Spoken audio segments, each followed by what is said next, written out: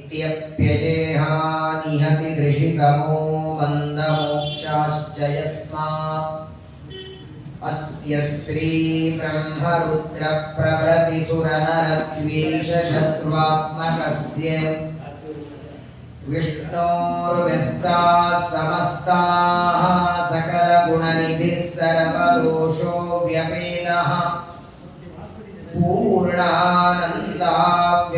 यो गुरुरपि परमश्चिन्तयेतं महन्तम् जन्माद्यस्य यतोऽन्वयादितरतश्चार्थेष्वभिज्ञस्वराट् तेने ब्रह्महृदाय आदिकवये मुह्यन्ति यं सूरयः तेजो वारिमृदां यथा विनिमयो यत्र त्रिसर्गो मृषा धाम्ना स्वेन सदा निरस्तकुहकं सत्यं परं धीमहि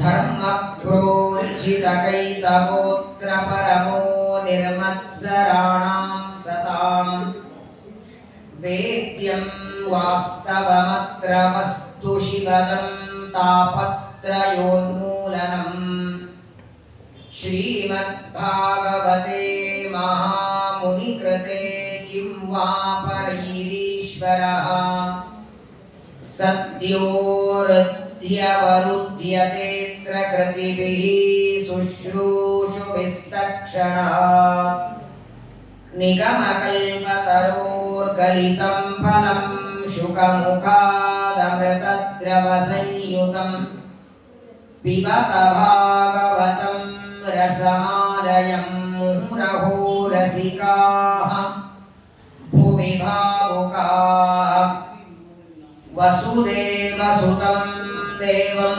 कंसचाणूरमर्दनं देवकी परमानन्दं कृष्णं वन्दे जगद्गुरुम् कृष्णाय वासुदेवाय देवकी नन्दनाय च नन्दगोपकुमाराय गोविन्दाय नमो नमः अशेषवाक्जाड्यमनापहं त्रिनवं नवं स्पष्टसुभप्रदायिनि ममेह जुह्वाग्रसुरङ्गनर्तकी भव प्रसन्नावदने च मे श्रीः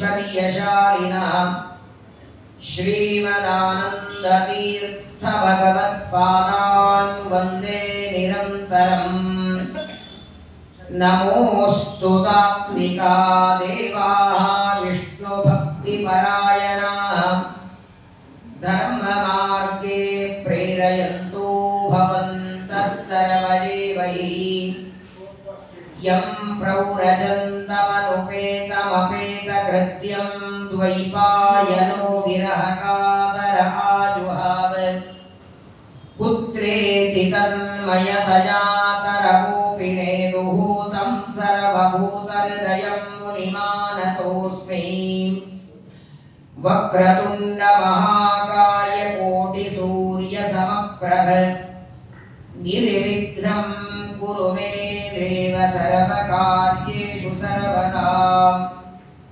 सत्याभिज्ञकराब्जोत्थान् पञ्चाशद्वर्षपूजकान् सत्यप्रमोदतीर्थार्यान् नौमिन्यायसुधारतान् आपादमूलिपर्यन्तं गुरूणामाकृतिं स्मरेत् तेन विघ्नाः प्रणश्यन्ति सिद्ध्यन्ति च मनोरथाः श्रीगुरुभ्यो नमः।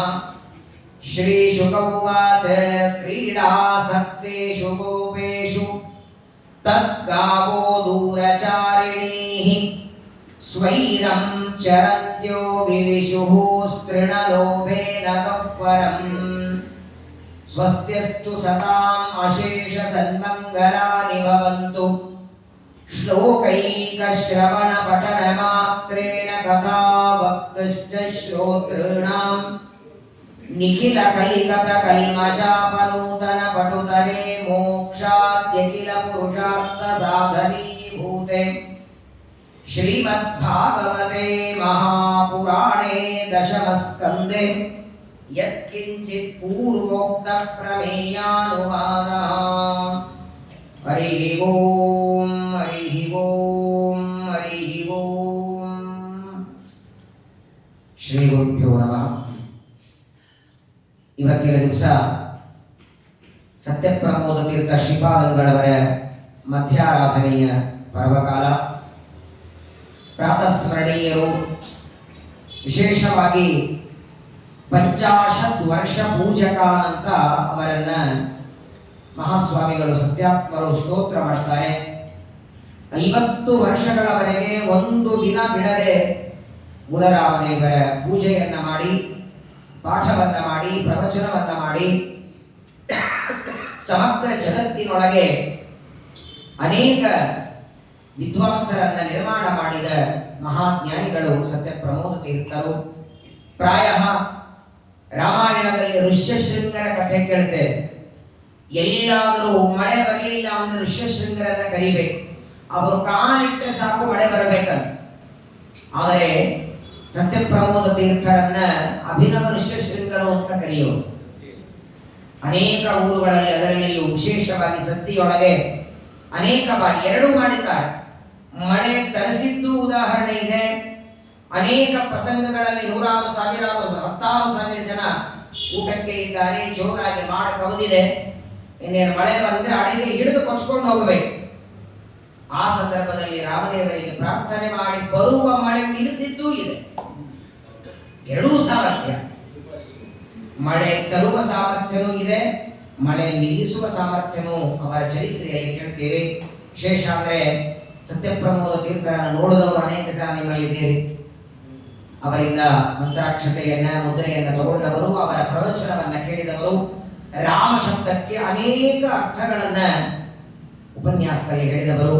ನಮ್ಮ ಸ್ವಾಮಿಗಳ ಸತ್ಯಾತ್ಮರು ಅವರ ಬಗ್ಗೆ ಒಂದು ಮಾತನ್ನ ಹೇಳಿದರು. ಸತ್ಯಪ್ರಮೋದರಿಗೆ ಪೂರ್ವಾಶ್ರಮದಲ್ಲಿ ಗುರಾಚಾರ್ಯರು, ಗುಪ್ತರ ಗುರಾಚಾರ್ಯರ ಹೆಸರು. ಸತ್ಯಾಭಿಜ್ಞ ತೀರ್ಥರು ಇವರಿಗೆ ಆಶ್ರಮ ಕೊಡುವಾಗ ಬಹಳ ಜನ ಬೇಡ ಅಂದ್ರ, ನಿಮಗೆ ತಣ್ಣೀರು ಸ್ನಾನ ಹಾಕೋದಿಲ್ಲ, ಮಠ ಅಂದಮೇಲೆ ರಾಮದೇವರು ಪೂಜಾ ಯಾವಾಗ ಯಾವ ಊರಿಗೆ ಹೋಗ್ತಿರೋ ಗೊತ್ತಿಲ್ಲ, ಟೈಮಿಗೆ ಊಟ ಬೇಕು, ಟೈಮಿಗೆ ನಿದ್ದೆ ಬೇಕು, ಮಂಗಳಾರ ತಗೊಂಡ್ರೆ ಜ್ವರ ಬರ್ತದೆ, ತೀರ್ ತಗೊಂಡ್ರೆ ನೆಗಡಿ ಬರ್ತದೆ, ಇಷ್ಟು ನಾಜೂಕು ಪರಿಸ್ಥಿತಿ ನಿಮ್ದು, ಮಠಕ್ಕೆ ನೀವು ಬೇಡ. ಅನೇಕ ಜನ ಆಶ್ರಮಕ್ಕಿಂತ ಮೊದಲು ಬೇಡ ಅಂದ್ರು. ಕೆಲವರಂತೂ ನೇರವಾಗಿ ಹೇಳ್ಬಿಟ್ರೆ, ನೋಡಿ ನೀವು ಬೇಡ ಅಂದ್ರು ಆಶ್ರಮ ತಗೊಂಡ್ರೆ ಒಂದೇ ದಿನ ಪೀಠದ ಮೇಲೆ ಇರೋದು, ಒಂದು ದಿನ ಇರ್ತೀರ, ಮಾರನೇ ದಿನನೇ ವೃಂದಾವನ ಪ್ರವೇಶ, ಅದನ್ನೂ ಮಾತಾಡಿದ್ರೆ. ಆಗ ಸತ್ಯಪ್ರಮೋದರು ಪೂರ್ವಾಶ್ರಮದಲ್ಲಿ ಹೇಳಿದರಂತೆ, ಒಂದು ದಿನ ಬೇಡ, ಆಶ್ರಮ ಕೊಟ್ಟ ಮೇಲೆ ರಾಮದೇವರನ್ನ ಮುಟ್ಟಿ ಮರುಕ್ಷಣದಲ್ಲಿ ವೃಂದಾವನ ಪ್ರವೇಶ ಆದ್ರೂ ಸಾಕು ಅಂದ್ರೆ. ಒಂದು ದಿನನೂ ಬೇಡ, ಪೂಜೆನೂ ಬೇಡ, ರಾಮದೇವರ ಪಾದ ಮುಟ್ಟಿ ನಾನು ಮರುಕ್ಷಣದಲ್ಲಿ ವೃಂದಾವನ ಪ್ರವೇಶ ಆದರೂ ಚಿಂತೆ ಇಲ್ಲ, ಪಾದ ಮುಟ್ಟೋದಕ್ಕೂ ಅನಂತ ಜನ್ಮಗಳ ಪುಣ್ಯ ಬೇಕು, ಅಟ್ಟು ಸಿಕ್ಕು ಸಾಕ ನನಗೆ. ಆಶ್ರಮ ಆಯಿತು. ಸತ್ಯಾಭಿಜ್ಞ ತೀರ್ಥರು ಆಶ್ರಮ ಕೊಟ್ಟು ಸತ್ಯಪ್ರಮೋದ ತೀರ್ಥ ಅಂತ ನಾಮಕರಣ ಮಾಡಿದರು. ಆಶ್ರಮ ಆದ ಮೇಲೆ ಒಂದು ದಿನ ಮಲಗಿದರಂತೆ ಸತ್ಯಪ್ರಮೋದರು. ಮಧ್ಯರಾತ್ರಿ ಸ್ವಪ್ನದಲ್ಲಿ ಸತ್ಯಧ್ಯಾನ ತೀರ್ಥರು ಬಂದರಂತೆ. ಸತ್ಯಧ್ಯಾನ ತೀರ್ಥರು ಸ್ವಪ್ನದಲ್ಲಿ ಬಂದು ಸತ್ಯಪ್ರಮೋದರನ್ನ ಮಾತಾಡಿಸ್ತಾರೆ. ಯಾಕೆ ಇಷ್ಟು ಮುಖ ಗಾಬರಿಯಾಗಿದೆ, ಏನೋ ಚಿಂತೆಯಲ್ಲಿ ಇದ್ದೀರಲ್ಲ? ಸತ್ಯಪ್ರಮೋದರಂತೆ, ಸ್ವಾಮಿ, ನೀವು ಕೂತಂತಹ ಪೀಠ ಇದು, ನೀವು ಮಾಡಿದ ಪಾಠ ಪ್ರವಚನ ಇಂದಿಗೂ ಜಗತ್ತು ಅದನ್ನು ನೆನೆಸ್ತದೆ. ಸತ್ಯ ಧ್ಯಾನರು ಅಂದ್ರೆ ಅಭಿನವ ಆನಂದ ತೀರ್ಥರು ಅಂತ.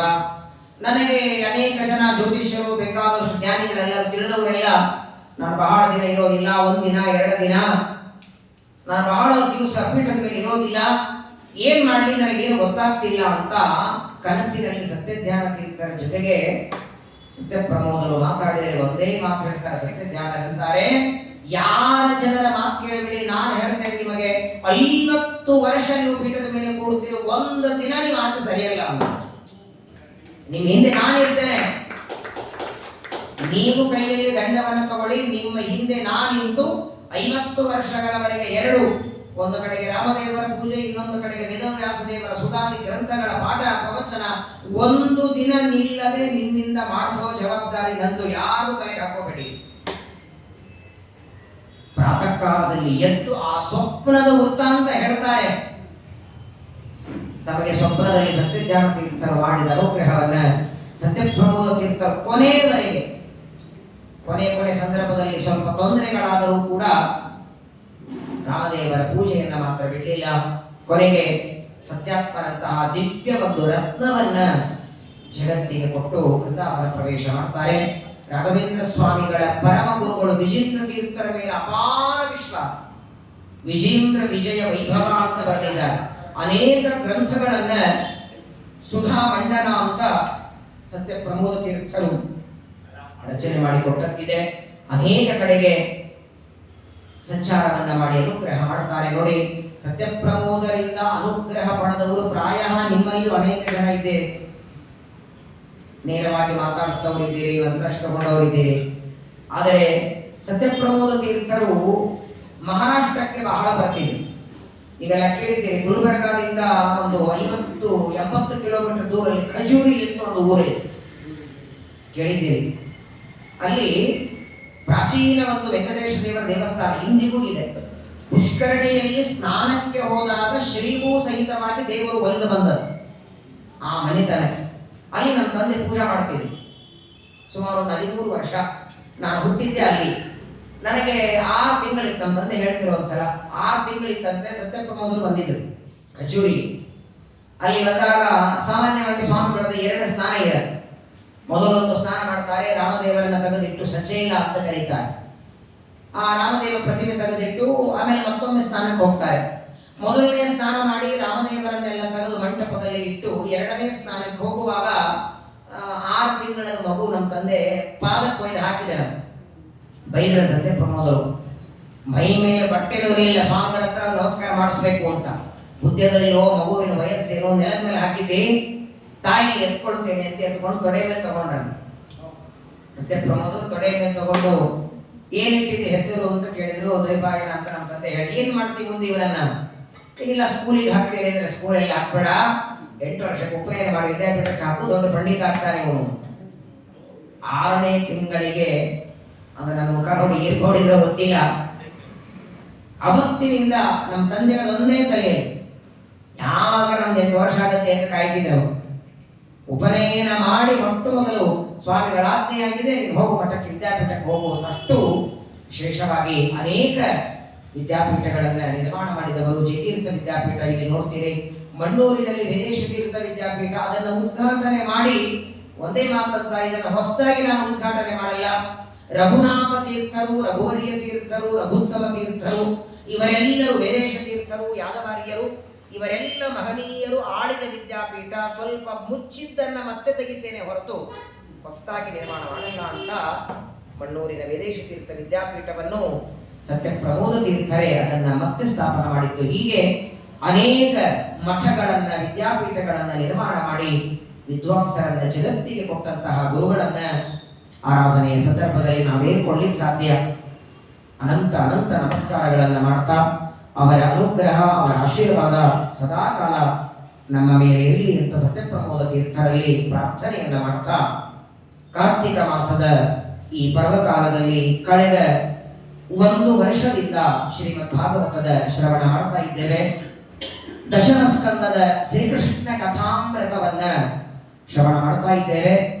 ಭಾಗವತವನ್ನ ಒಂದು ತಕ್ಕಡಿಯೊಳಗೆ ತುಲಾಭಾರ ಮಾಡುವುದಕ್ಕೆ ಇಟ್ಟರೆ 11 ಸ್ಕಂದಗಳನ್ನ ಒಂದು ಕಡೆಗೆ, 10ನೇ ಸ್ಕಂದ ಒಂದು ಮಾತ್ರ ಒಂದು ತಕ್ಕಡಿಯಲ್ಲಿ ಇಟ್ಟರೆ, ದಶಮ ಸ್ಕಂದ ಒಂದು ಸಮಗ್ರ 11 ಸ್ಕಂದಗಳ ಇಟ್ಟರೆ ಕೇವಲ ಪುಸ್ತಕದ ಭಾರವಲ್ಲ, ಅರ್ಥದ ಭಾರದಿಂದ, ಗ್ರಂಥದ ಭಾರದಿಂದಲೂ ದಶಮ ಸ್ಕಂದ ಇಟ್ಟಿರುವ ಭಾಗ ಕೆಳಗೆ ಬಂತು. ಹೇಳೋ ತಾತ್ಪರ್ಯ, ಶ್ರೀಕೃಷ್ಣನ ಚರಿತ್ರೆಯನ್ನ ಪ್ರತಿಬಿಂಬಿಸುವ ದಶಮ ಸ್ಕಂದ ಭಾಗವತ ಅಂದ್ರೆ ಒಂದು ಕೃಷ್ಣನ ಪ್ರತಿಮೆ. ತಾಮ್ರದ್ದು, ಹಿತಾಳಿದು, ಕಂಚಿನ ಪ್ರತಿಮೆ ಪೂಜೆ ಮಾಡಿರ್ತೇವೆ, ಹಾಗೆ ಒಂದು ವಾಂಗ್ಮಯ ಪ್ರತಿಮಾ ಅಂದ್ರೆ ಕೃಷ್ಣನ ಪ್ರತಿಮಾ. ದ್ವಾಪರ ಯುಗದಲ್ಲಿ 6000 ವರ್ಷಗಳ ಹಿಂದೆ ಇದೇ ಮಣ್ಣಿನಲ್ಲಿ ದೇವರು ಓಡಾಡಿದ್ದಾನೆ. ತನ್ನ ಪುಟ್ಟದಾದ ಹೆಜ್ಜೆಗಳಿಂದ ಎಲ್ಲ ಕಡೆಗೆ ಸಂಚಾರವನ್ನ ಮಾಡಿ ವೃಂದಾವನ, ಗೋಕುಲ, ಮಥುರಾ ಎಲ್ಲ ಕಡೆಗೆ ಸಂಚಾರ ಮಾಡಿ ಆಗ ತನ್ನ ಕಣ್ಣೆದುರಿಗಿರುವ ಗೋಪಾಲಕರನ್ನ ಆಗ ರಕ್ಷಣೆ ಮಾಡಿದ. ಈಗಿರುವ ನಮ್ಮನ್ನ ಜ್ಞಾನವನ್ನ ಕೊಟ್ಟು ಅನುಗ್ರಹ ಮಾಡಿ ರಕ್ಷಣೆ ಮಾಡುತ್ತಿದ್ದಾರೆ. ಅಂತಹ ಜಗದ್ರಕ್ಷಕನಾದ ಕೇವಲ ಕೃಷ್ಣ ಅಂತ ಸ್ಮರಣೆ ಮಾಡಿದರೆ ಪಾಪದ ರಾಶಿಯನ್ನೇ ಭಸ್ಮ ಮಾಡುವ ಪರಮಾತ್ಮನ ಚರಿತ್ರೆಯನ್ನು ಶುಕಾಚಾರ್ಯ ಹೇಳುತ್ತಿದ್ದಾರೆ. ನಾನು ಅನೇಕ ಸಲ ಹೇಳಿದ್ದೇನೆ, ಇಡೀ ಜಗತ್ತು ಇವತ್ತು ಆಚರಣೆ ಮಾಡುವುದು ಎರಡು, ಒಂದು ರಾಮನವಮಿ, ಇನ್ನೊಂದು ಕೃಷ್ಣಾಷ್ಟಮಿ. ವೇದವ್ಯಾಸ ಜಯಂತಿ, ಹಯಗ್ರೀವ ಜಯಂತಿ, ಪರಶುರಾಮ ಜಯಂತಿ ಬಹಳ ಜನರಿಗೆ ಗೊತ್ತೇ ಇಲ್ಲ. ಮೊದಲು ವರಾಹ ಜಯಂತಿ ಯಾವಾಗ ಇದೆ ಅಂತ ಗೊತ್ತಿಲ್ಲ. ವಾಮನ ಜಯಂತಿ ಪರವಾಗಿಲ್ಲ, ಭಾದ್ರಪದ ಮಾಸ ಮೊಸರಿನ ವೃತ್ತ ಮುಗಿಯುತ್ತಲ್ಲ, ಗೊತ್ತರ ಇದೆ. ವಾಮನ ಜಯಂತಿ ಕೆಲವರಿಗೆ ಗೊತ್ತುಂಟು, ನರಸಿಂಹ ಜಯಂತಿ ಕೆಲವರು ಆಗ ಊಟಕ್ಕೆ ಹೋಗ್ತಿರ್ತಾರೆ ವೈಶಾಖ ಮಾಸ. ಪರಮಾತ್ಮನ ಕೆಲವು ಅವತಾರಗಳು ಎಂದಾಗಿದೆ ಅಂತ ಗೊತ್ತಿಲ್ಲ. ಆದರೆ ಇವತ್ತು ಜಾತಿ ಮತ ಇಲ್ಲದೆ ಆಚರಣೆ ಮಾಡುವಂತಹ ದೊಡ್ಡ ಹಬ್ಬಗಳು ಒಂದು ರಾಮನವಮಿ, ಕೃಷ್ಣಾಷ್ಟಮಿ. ಅದರಲ್ಲಿಯೂ ಕಲಿಯುಗಕ್ಕೆ ಹತ್ತಿರದ ದೈವ ಅಂದ್ರೆ ಕೃಷ್ಣ. ಇನ್ನು ತ್ರೇತಾಯುಗದ ರಾಮ, ತ್ರೇತಾಯುಗದ ನಂತರದಲ್ಲಿ ದ್ವಾಪರ, ದ್ವಾಪರ ನಂತರ ಕಲಿಯುಗ ನಾವಿದ್ದದ್ದು. ಆದರೆ ದ್ವಾಪರ ಯುಗದಲ್ಲಿ ಅವತಾರ ಮಾಡಿ ಅನುಗ್ರಹ ಮಾಡಿದ ಕೃಷ್ಣನ ಕಥೆಯನ್ನು ಹೇಳುತ್ತಿದ್ದಾರೆ. ನಿನ್ನೆ ದಿವಸ ಕಾಲಿಯ ಸರ್ಪದ ಮಡುವಿನಲ್ಲಿ ಧುಮುಕಿ ಅವನ ಹೆಡೆಯ ಮೇಲೆ ನರ್ತನ ಮಾಡಿ ಅವನನ್ನ ರಮಣಕ ಅನ್ನುವ ದ್ವೀಪಕ್ಕೆ ಪರಮಾತ್ಮ ಕಳಿಸಿಕೊಟ್ಟ ಕಥೆಯನ್ನ ಪರೀಕ್ಷಿತರಿಗೆ ನಿರೂಪಣೆ ಮಾಡಿ, ಮತ್ತೆ ಆ ವೃಂದಾವನದಲ್ಲಿ ಸಂಚಾರ ಮಾಡುವಾಗ ನಡೆದ ಇನ್ನೊಂದು ಕಥೆ ಹೇಳ್ತಾರೆ. ಅಜಾಗಾಮೋ ಮಹಿಶ್ಚಸ್ತೆ ನಿರ್ವಿಶಂತ್ಯೋ ಬಲಾದ್ವರಂ. ನೋಡು ಪರೀಕ್ಷಿತ ಒಂದ್ಸಲ ಏನಾಯಿತು, ಕೃಷ್ಣ ಪರಮಾತ್ಮ ಪ್ರಾತಃ ಕಾಲದಲ್ಲಿ ತನ್ನ ಆಕಳುಗಳನ್ನೆಲ್ಲ ತೆಗೆದುಕೊಂಡು ಗೋಕುಲದಿಂದ ವೃಂದಾವನಕ್ಕೆ ಬಂದಿದ್ದಾರೆ. ಪ್ರತಿನಿತ್ಯದಂತೆ ಆಟ ಆಡಬೇಕು ಅಂತ ಗೋಕುಲಕ್ಕೆ ವೃಂದಾವನಕ್ಕೆ ಬಂದಿದ್ದಾರೆ. ಪ್ರತಿನಿತ್ಯದಂತೆ ಆಕಳುಗಳನ್ನೆಲ್ಲ ಹುಲ್ಲು ತಿನ್ನೋದಕ್ಕೆ ಬಿಟ್ಟಿದ್ದಾರೆ. ಸಾಯಂಕಾಲದವರೆಗೆ ಆಕಳುಗಳೆಲ್ಲ ಕಡೆಗೆ ಸಂಚಾರ ಮಾಡಿ ಹುಲ್ಲು ತಿನ್ನತ್ತೆ, ಮತ್ತೆ ಸಾಯಂಕಾಲ ಕರ್ಕೊಂಡು ಬರೋಣ ಅಂತ ಆಕಳುಗಳ ಬಿಟ್ಟಿದ್ದಾರೆ. ಆದರೆ ಅವತ್ತೇನಾಯಿತು, ಪ್ರತಿನಿತ್ಯ ಎಲ್ಲಿವರೆಗೆ ಆಕಳ ಹೋಗ್ತಿತ್ತೋ ಅವತ್ತಿನ ದಿನ ಅದಕ್ಕೂ ಮುಂದೆ ಹೋಗಿತ್ತು. ಪ್ರತಿನಿತ್ಯದಲ್ಲಿ ಆಕಳುಗಳನ್ನು ಬಿಟ್ಟರೆ ಒಂದು ಸೀಮಾ, ಅಲ್ಲಿವರೆಗೆ ಹೋಗಿ ಹೀಗೆ ತಿರುಗಿ ಬರಬೇಕು. ಆದರೆ ಅವತ್ತಿನ ದಿನ ಸೀಮೆಯನ್ನ ದಾಟಿ ಹೋಗಿವೆ ಆಕಳುಗಳು. ಕಣ್ಣಿಗೆ ಕಾಣಲಿಲ್ಲ, ಅಷ್ಟು ದೂರ ಆಗಿ ಹೋಗಿವೆ. ಈ ಕಡೆ ಕೃಷ್ಣ ಬಲರಾಮರು ಆಟ ಆಡುತ್ತಿದ್ದಾರೆ. ಮಧ್ಯಾಹ್ನದ ಹೊತ್ತು ಸ್ವಲ್ಪ ಹೊತ್ತಾದ ಮೇಲೆ ಕೃಷ್ಣ ಪರಮಾತ್ಮ ಗೋಪಾಲಕರಿಗಂತಾನೆ, ಎಲ್ಲಿ ಆಕಳಗಳು? ಸರಿ, ಒಂದು ಗಿಡ ಏರಿ ನೋಡೋಣ ಎಲ್ಲಾದ್ರೂ ಕಾಣುತ್ತಾ? ಎತ್ತರವಾದ ವೃಕ್ಷವನ್ನ ನೋಡುತ್ತಾರೆ ಏರಿ ಗೋಪಾಲಕರಂತಾರೆ, ಕೃಷ್ಣ ಎಲ್ಲಿಯೂ ಆಕಳ ಕಾಣಿಸ್ತಿಲ್ಲ. ಕಣ್ಣಿಗೆ ಕಾಣದೇ ಇರುವಷ್ಟು ಮುಂಚಾಟವಿ ಅಂತ ಒಂದು ಅರಣ್ಯದ ಹೆಸರು. ಆ ಅರಣ್ಯಕ್ಕೆ ಬಂದಿವೆ. ಹುಲ್ಲು ತಿಂತ ನಡೀತಾ ಅಷ್ಟು ದೂರ ಬಂದಿವೆ. ಅಲ್ಲೇನಾಗಿದೆ ಅಂದ್ರೆ, ಯಾವ ಅರಣ್ಯದಲ್ಲಿ ಆಕಳುಗಳು ಹುಲ್ಲು ತಿಂತಾ ಇವೆ, ಹುಲ್ಲು ತಿನ್ನುವಾಗ ಒಂದು ಆಕಳು ಇನ್ನೊಂದು ಆಕಳ ಜೊತೆಗೆ ಕೋಡು ಜಾತಿ ಘರ್ಷಣೆ ಆಗುತ್ತಲ್ಲ, ಪರಸ್ಪರವಾಗಿ ಆಕಳಗಳಲ್ಲಿ ಘರ್ಷಣೆಯಾಗುವಾಗ ಎರಡು ಬಿದುರಿನ ಕಟ್ಟಿಗೆಗಳಿಗೆ ತಿಕ್ಕಿ ಬೆಂಕಿ ಹತ್ತಿಬಿಟ್ಟಿದೆ. ಬಿದಿರಿನ ಗಿಡಗಳು ಪರಸ್ಪರ ತಿಕ್ಕಿದರೆ ಅವುಗಳಿಂದ ಬೆಂಕಿ ಬರ್ತದೆ. ಭಯಾನಕವಾದ ಕಾಡಿಗಿಚ್ಚು ಹೊತ್ಕೊಂಡಿದೆ. ಆಕಳುಗಳಿಗೆ ಏನು ಗೊತ್ತಿಲ್ಲ, ತಮ್ಮಷ್ಟು ತಾವು ಮಧ್ಯದಲ್ಲಿ ಇವೆ, ಸುತ್ತಲೂ ಹೊತ್ಕೊಂಡಿದೆ. ಮೊದಲನೇದು ಗ್ರೀಷ್ಮ ಋತು, ಪ್ರಚಂಡವಾದ ಬೇಸಿಗೆಯಿಂದ ಗಿಡಮರಗಳೆಲ್ಲ ಒಣಗಿದೆ. ಒಂದು ಗಿಡ ಹತ್ಕೊಂಡ್ರೆ ಅದಕ್ಕೆ ಇನ್ನೊಂದು ಗಿಡ, ಅದಕ್ಕೆ ಮತ್ತೊಂದು ಗಿಡ, ಅದಕ್ಕೆ ಮತ್ತೊಂದು ಗಿಡ. ಹೀಗೆ ನೋಡ್ತಾ ಸಮಗ್ರವಾದ ಅರಣ್ಯವೇ ಹೊತ್ಕೊಂಡಿದೆ. ತಾಹುತ ಭಗವತ ಮೇಘ ಗಂಭೀರಯಾಗಿರ. ಅದನ್ನ ಆ ಆಕಳಗಳೆಲ್ಲ ಜೋರಾಗಿ ಕೂಗ್ತಾ ಇವೆ. ಏನಾಗಬೇಕು ಹೇಳಿ? ಮಧ್ಯದಲ್ಲಿ ನಾವಿದ್ದು ಸುತ್ತಲೂ ಬೆಂಕಿ ಹತ್ತಿದೆ.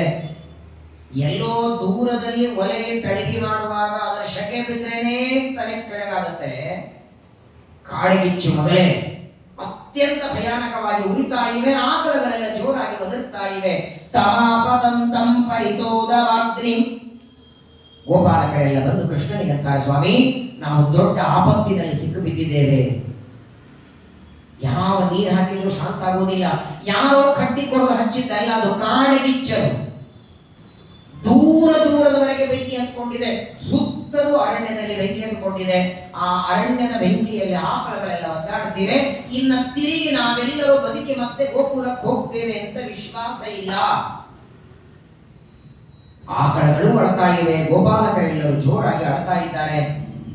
ಏನ್ ಮಾಡೋದು ಅಂತ ಪರಮಾತ್ಮನನ್ನ ಪ್ರಾರ್ಥನೆ ಮಾಡಿದಾಗ ದೇವರ ನೋಡಿ ಅಷ್ಟು ಗಾಬರಿಯಿಂದ ಅವರು ಅಳ್ತಾ ಇದ್ರೆ ದೇವರು ಮಾತ್ರ ನಗುತ್ತಿದ್ದಾನೆ. ಹಸನ್ಮುಖ ಪರಮಾತ್ಮ, ಯಾವಾಗಲೂ ಮಂದಸ್ಮಿತ ದೇವರು. ಯಾಕಂದ್ರೆ ಅವ್ರಿಗೆ ಟೆನ್ಷನ್ನೇ ಇಲ್ಲ. ಏನಾಗುತ್ತೋ ಹೇಗಾಗುತ್ತೋ ಅಂತ ಟೆನ್ಷನ್ ಇದ್ದವರಿಗೆ ಅಳು ಬರಬೇಕು.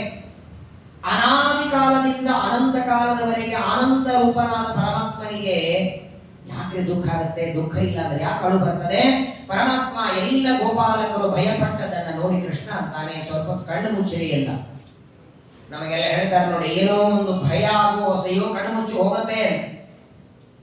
ಒಂದು ಪದಾರ್ಥ ನೋಡಿದಾಗ ಭಯ ಆದ್ರೆ ಕಣ್ಣು ಮುಚ್ಚಂತ ಅಲ್ಲ, ಹಾಗೆ ಕಾಡಗಿಚ್ಚಿನಿಂದ ಬೆಂದು ಭಯಪಟ್ಟಂತಹ ಗೋಪಾಲಕರಿಗೆ ಕಣ್ಣು ಮುಚ್ಚುವಂತ ಕೃಷ್ಣ ಅಂತಾನೆ. ಗೋಪಾಲಕರಂತಾರೆ ಕಣ್ಣು ಮುಚ್ಚಿದ್ರೆ ಏನಾಗುತ್ತೆ? ಕಾಡಗಿಚ್ಚು ಹೋಗತ್ತಾ?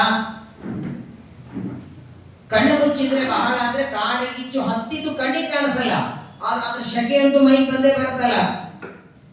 ನಾವು ಕಣ್ಣು ಮುಚ್ಚಿದ ಮಾತ್ರಕ್ಕೆ ಶಾಂತ ಆಗತ್ತಾ? ನೀವು ಮುಚ್ಚರೆ ನೋಡಿ ಅಂತ ಪರಮಾತ್ಮ ಹೇಳ್ತಾರೆ. ಸರಿ ಅಂತ ಎಲ್ಲ ಗೋಪಾಲು ತಥೇತಿ ಮಿಲಿತಾಕ್ಷೇಷು ಭಗವಾನ್ ಅಗ್ನಿ ಮುಲ್ಬಣಂ. ಸರಿ, ಕೃಷ್ಣನ ಮಾತನ್ನ ಕೇಳಿ ಎಲ್ಲ ಗೋಪಾಲಕರು ಕಣ್ಣು ಮುಚ್ಚಿದ್ದಾರೆ. ಅಷ್ಟು ಜೋರಾಗಿ ಹೊತ್ತಿಕೊಂಡಂತಹ ಅಗ್ನಿಯನ್ನ ಹೀಗೆ ಕೈ ಮಾಡ್ತಾನೆ. ಆಚಮನ ಮಾಡುವಾಗ ಕೈಯೊಳಗೆ ತೀರ್ಸೌಟಿಂದ ನೀರು ಹಾಕೊಳ್ತೀವಲ್ಲ, ಹಾಗೆ ದೇವರು ಕೈ ಮಾಡಿದರೆ ಇಡೀ ಕಾಡಗಿಚ್ಚು ಕೃಷ್ಣನ ಕೈಯಲ್ಲಿ ಬಂದಿದೆ. ಆಚಮನ ಮಾಡದಾಗಿ ಕುಡಿದು ಹಾಕಿಬಿಟ್ಟ. ಅಗ್ನಿಯನ್ನು ಬಿಡೋರು ಬೇಕಾದ ಜನ ಸಿಗ್ತಾರೆ. ಬಾಯಿಯಿಂದ ಅಗ್ನಿ ಬಿಡೋರು, ಹೊಗೆ ಬಿಡೋರು ಸಿಗ್ತಾರಲ್ಲ, ಅಗ್ನಿ ಕುಡಿಯೋರು ಯಾರು ಸಿಗಲ್ಲ.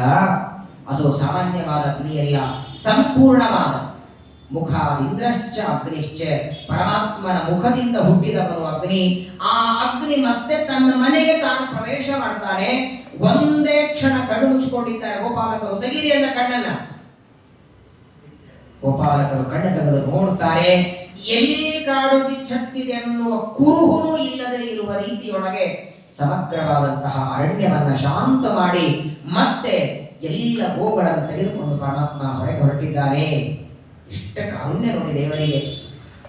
ಇದನ್ನೆಲ್ಲ ನಾವು ಸ್ಮರಣೆ ಮಾಡಬೇಕು. ಇಷ್ಟು ವಿಸ್ತಾರವಾಗಿ ಯಾಕೆ ಹೇಳ್ತಿದ್ದಾರೆ ಶುಕಾಚಾರ್ಯರು ಅಂದ್ರೆ, ಅವತ್ತು ಗೋಪಾಲಕರು ಯಾವ ಯಾವ ಕಷ್ಟದಲ್ಲಿ ಇರುವಾಗ ದೇವರು ರಕ್ಷಣೆ ಮಾಡಿದ ಅಂತ ಇವತ್ತು ನಾವೆಲ್ಲರೂ ಮೆಲಕ್ ಹಾಕಬೇಕು. ಯಾರಿಗೆ ಗೊತ್ತು, ಅವತ್ತು ಕಾಡಿಗೆ ಚೆತ್ತಿದಾಗ ನಾವು ಯಾವುದೋ ಒಂದು ಅಗ್ನಿಯಲ್ಲಿ ಬಿದ್ದರೆ ಬೀಳೋದು ಬೇಡ, ಒಂದರ್ಥದಲ್ಲಿ ನಾವೆಲ್ಲರೂ ಒಂದು ಕಾಡಗಿಚ್ಚೊಳಗೆ ಇದ್ದೇವೆ. ನಾನು ನನ್ನದು ಅನ್ನುವ ಅಭಿಮಾನವೆಂಬ ಕಾಡಗಿಚ್ಚಿನಲ್ಲಿ ಒದ್ದಾಡ್ತಿದ್ದೇವೆ. ಇದನ್ನ ಸ್ಮರಣೆ ಮಾಡಿ, ಅವತ್ತು ಕಾಡಗಿಚ್ಚಿನಿಂದ ಪರಮಾತ್ಮ ರಕ್ಷಣೆ ಮಾಡಿದ ಅಂತ ಸ್ಮರಣೆ ಮಾಡಿ ನಮಗೂ ಈ ತರಹದ ಅನಾಹುತಗಳಿಂದ ದೇವರು ರಕ್ಷಣೆ ಮಾಡ್ತಾನೆ. ಅದನ್ನ ಶುಕಾಚಾರ್ಯರು ತಿಳಿಸಿಕೊಡ್ತಾರೆ. ಅದಾದ ಮೇಲೆ ಮತ್ತೊಂದು ದಿನ ಪ್ರಾತಃ ಕಾಲದಲ್ಲಿ ಗೋಪಾಲಕರ ಜೊತೆಗೆ ವೃಂದಾವನಕ್ಕೆ ಬರ್ತಾ ನೋಡಿ.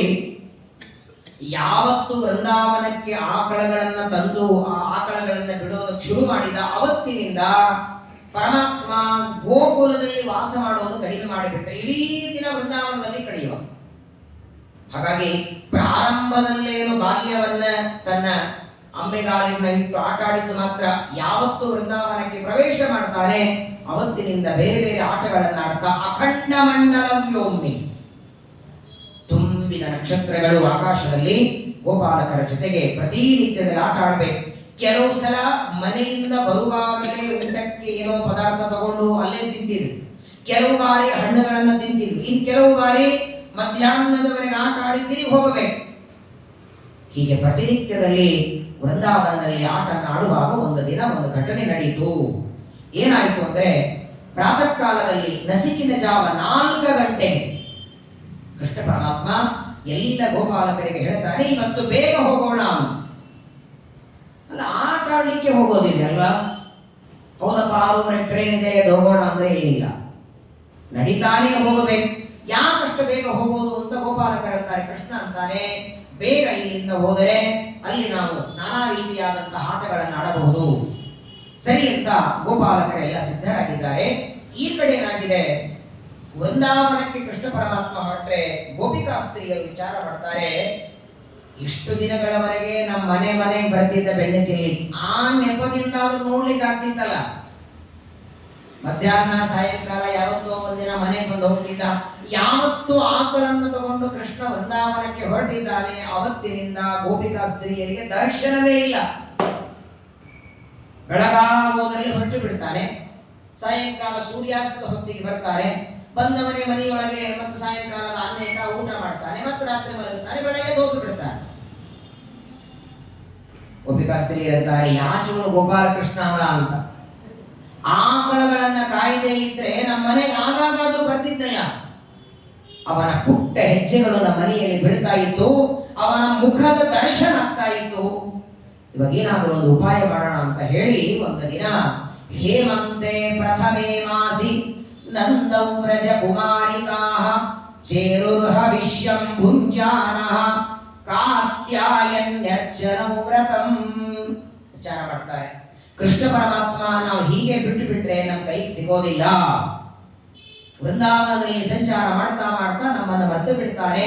ಹಾಗಾದರೆ ಕೃಷ್ಣ ನಮ್ಮ ಹತ್ರ ಇರಬೇಕು. ಎಷ್ಟು ಹತ್ರ ಅಂದ್ರೆ ನೋಡಿ, ಇಷ್ಟು ದಿನಗಳವರೆಗೆ ಕೃಷ್ಣನ ಜೊತೆಗೆ ಆಟ ಆಡುವ ಗೋಪಿಕಾ ಸ್ತ್ರೀಯರಿಗೆ ವಿವಾಹ ಮಾಡಿಕೊಳ್ಳುವ ಇಚ್ಛೆ ಬಂತು ಪರಮಾತ್ಮನ ಜೊತೆಗೆ. ಅದಕ್ಕಾಗಿ ಕಾತ್ಯಾಯನಿ ಅಂತ ಒಂದು ವ್ರತ, ಪಾರ್ವತಿ ದೇವಿಯನ್ನು ಕುರಿತು ಮಾಡುವಂತಹ ಒಂದು ವ್ರತ, ಆ ವ್ರತವನ್ನ ಮಾಡಬೇಕು ಅಂತ ಹೊರಟಿದ್ದಾರೆ. ಕಾತ್ಯಾಯನಿ, ಕಥಾ ಅನ್ನುವ ಶಬ್ದಕ್ಕೆ ದಕ್ಷ ಪ್ರಜಾಪತಿ ಎಂದರ್ಥ. ಕಥನ ಮಗಳಾದದ್ದರಿಂದ ಕಾತ್ಯಾಯಿನಿ ಅಂತ ಸತಿದೇವಿಗೆ ಹೆಸರು. ಪಾರ್ವತಿಯನ್ನ ಕುರಿತು ಮಾಡುವ ವ್ರತ ಇದು. ಸಾಮಾನ್ಯವಾಗಿ ವಿವಾಹ ಆಗದಿರುವಂತಹ ಸ್ತ್ರೀಯರು ಉತ್ತಮವಾದ ಗಂಡ ಸಿಗಲಿ ಅಂತ ಮಾಡುವ ವ್ರತ. ಈ ವ್ರತವನ್ನ ಯಾವಾಗ ಮಾಡಿದ್ರು? ಗೋಪಿಕಾ ಸ್ತ್ರೀಯರು ಕೃಷ್ಣನೇ ಗಂಡ ಆಗಬೇಕು ಅಂತ ಮಾಡಿದ್ಯಾವಾಗ? ಭಾಗವತ ಶ್ಲೋಕ ನೋಡಿ ಹೇಳುತ್ತೆ, ಹೇಮಂತೆ ಪ್ರಥಮೇ ಮಾಸಿ ನಂದೌ ವ್ರಜ ಕುಮಾರಿಕಾಃ ಚೇರುಹು. ಹೇಮಂತೆ ಅಂದ್ರೆ ಹೇಮಂತ ಋತುವಿನ, ಪ್ರಥಮೇ ಮಾಸಿ ಅಂದ್ರೆ ಮೊದಲನೇ ತಿಂಗಳು. ಸಾಮಾನ್ಯವಾಗಿ ಒಂದು ಋತುವಿನಲ್ಲಿ 2 ತಿಂಗಳು ಇರ್ತವೆ. ಚೈತ್ರ ವೈಶಾಖ ವಸಂತ ಋತು, ಜ್ಯೇಷ್ಠ ಆಷಾಢ ಗ್ರೀಷ್ಮ ಋತು, ಶ್ರಾವಣ ಭಾದ್ರಪದ ವರ್ಷಾ ಋತು, ಆಶ್ವಿನ ಕಾರ್ತಿಕ ಶರದ್ ಋತು, ಮಾರ್ಗಶೀರ್ಷ ಪುಷ್ಯ ಹೇಮಂತ ಋತು, ಮಾಘ ಫಾಲ್ಗುಣ ಶಿಶಿರ ಋತು. 12 ಮಾಸ 6 ಋತುಗಳು. ಹೇಮಂತೆ ಅಂದ್ರೆ ಯಾವ ಮಾಸ ಆಯಿತು ಅಲ್ವಾ? ಹೇಮಂತೆ ಪ್ರಥಮೇ ಮಾಸಿ ಅಂದ್ರೆ ಹೇಮಂತ ಋತುವಿನ 2 ಮಾಸಗಳು. ಹೇಮಂತ ಋತುವಿನಲ್ಲಿ ಬರೋದು ಒಂದು ಮಾರ್ಗಶೀರ್ಷ ಮಾಸ, ಪುಷ್ಯ ಮಾಸ. ಪ್ರಥಮೇ ಮಾಸಿ ಅಂದ್ರೆ ಆದರೆ ಇಲ್ಲಿ ಏನಾಗುತ್ತೆ ನೋಡಿ, ಕಾರ್ತಿಕ ಮಾಸ ಅಂತ ವಿಜಯಧ್ವನಿ ತೀರ್ಥರು ಬರೀತಾರೆ. ಹೇಮಂತ ಋತುವಿನ ಮೊದಲನೇ ಮಾಸ ಅನ್ನೋದಕ್ಕೆ ವಿಜಯಧ್ವನಿ ತೀರ್ಥರು ಕಾರ್ತಿಕ ಮಾಸ ಅಂತ ಬರೆದಿದ್ದಾರೆ. ಸತ್ಯಧರ್ಮ ತೀರ್ಥರು ಮಾರ್ಗಶೀರ್ಷ ಮಾಸ ಅಂತ ಬರೀತಾರೆ. ಗೋಪಿಕಾ ಸ್ತ್ರೀಯರು ಮಾಡಿದ ಯಾವ ಮಾಸದಲ್ಲಿ? ಕಾರ್ತಿಕ ಮಾಸ ಅಂದ್ರೆ ಹೇಮಂತೆ ಆಗತ್ತಾ? ಕಾರ್ತಿಕ ಮಾಸ ಯಾವ ಋತುವಲ್ಲಿ ಬರೋದು ಅಲ್ವಾ? ಹಾಗಾದ್ರೆ ಇನ್ನೂ ಶರತ್, ಈ ಕಾರ್ತಿಕ ಮಾಸ ನಡೆದಿದೆಯಲ್ಲ, ಶರತ್ ಋತು ನಡೆದಿದೆ. ಹೇಮಂತೆ ಪ್ರಥಮೇ ಮಾಸಿ ಅಂತ ಭಾಗವತದ ಶ್ಲೋಕ ಇದೆ. ಒಬ್ಬರಂತಾರೆ ಕಾರ್ತಿಕ ಮಾಸ ಅಂತ, ಇನ್ನೊಬ್ಬರಂತಾರೆ ಮಾರ್ಗಶೀರ್ಷ ಮಾಸ ಅಂತ.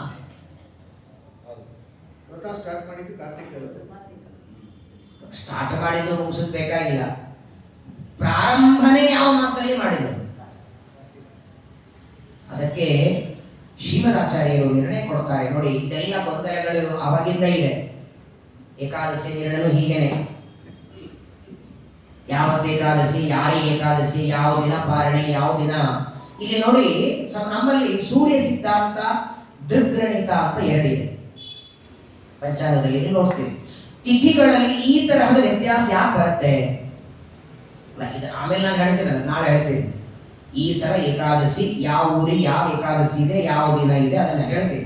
ಈ ತರಹ ವ್ಯತ್ಯಾಸ ಯಾಕೆ ಬರುತ್ತೆ? ಯಾವಾಗಲೂ ನೋಡಿ, ಯಾಂ ತಿಥಿಂ ಸಮನುಪ್ರಾಪ್ತ ಉದಯಂ ಯಾತಿ ಭಾಸ್ಕರಃ ಸಾ ತಿಥಿ ಸಮನುತ್ಥೇಯ ಸ್ನಾನ ಸಂಧ್ಯಾದಿಕೇಶ್ವಪಿ ಅಂತ ಒಂದು ನಿಯಮ. ಏನಂದ್ರೆ ಸೂರ್ಯೋದಯ ಆಗುವಾಗ ಯಾವ ತಿಥಿ ಇರುತ್ತೋ ಅವತ್ತಿನ ದಿನ ಸಂಧ್ಯಾ ವಂದನಕ್ಕೆ ಶ್ರಾದ್ದ ಕರ್ಮಗಳಿಗೆ ಆ ತಿಥಿಯ ಆಚರಣೆ ಮಾಡಿ. ಇವತ್ತು ಸೂರ್ಯೋದಯಕ್ಕೆ ತೃತೀಯ ತಿಥಿ ಇದ್ರೆ ಆ ತೃತೀಯ ತಿಥಿ ವ್ಯಾಪಿನಿಯಾಗಿದ್ರೆ ನಾಳೆ ಬೆಳಗ್ಗೆ ಒಟ್ಟಾರೆ ಒಂದು ತಿಥಿ 60 ಘಟಿಕ ಇರ್ತದೆ. ಮೊನ್ನೆ ದಿವಸ ನೋಡಿದರೆ ಮೊನ್ನೆ ನರಕ ಚತುರ್ದಶಿ ಬೆಳಗಿನ ಜಾವ 8:30 9 ಗಂಟೆವರೆಗೆ ಮಾತ್ರ ಚತುರ್ದಶಿ, ಮಧ್ಯಾಹ್ನದ ಮೇಲೆ. ಆದ್ದರಿಂದ ಅಮಾವಾಸ್ಯ ಲಕ್ಷ್ಮೀ ಪೂಜಾ ನರಕ ಚತುರ್ದಶಿನೇ ಬಂತು. ಮಾರನೇ ದಿನನೂ ಅಮಾವಾಸ್ಯೆ ಇತ್ತು. ಎಲ್ಲಿವರೆಗೆ? ಮಧ್ಯಾಹ್ನದವರೆಗೆ ಇತ್ತು, ಸಾಯಂಕಾಲ ಇರಲಿಲ್ಲ.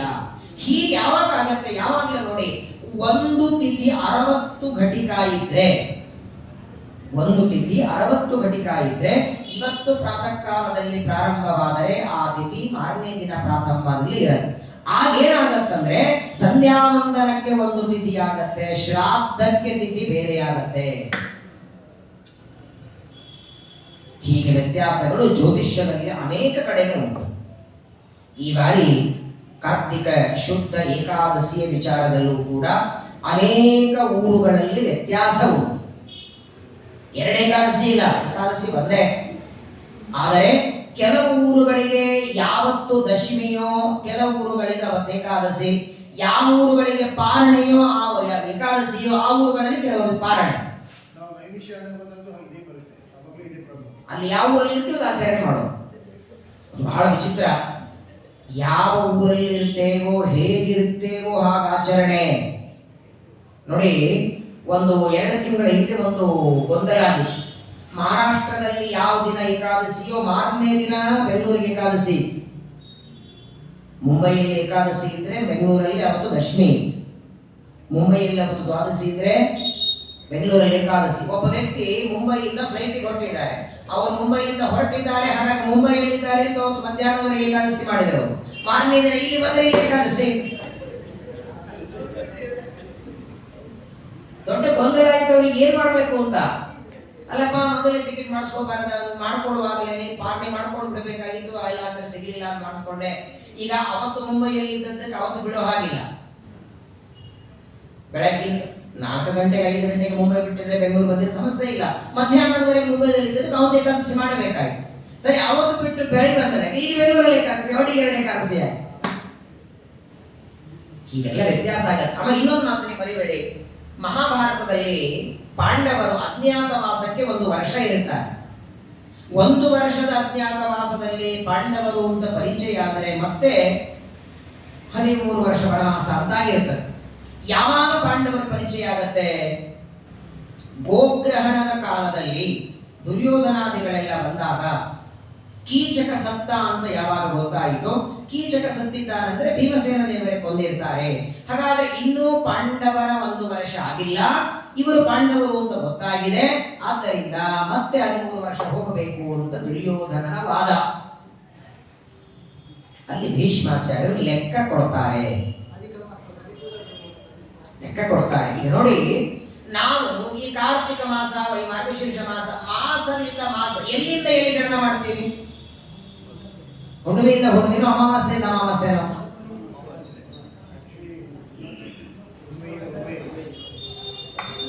ಹುಣ್ಣಿಮೆಯಿಂದ ಹುಣ್ಣಿಮೆ ಅಲ್ಲ.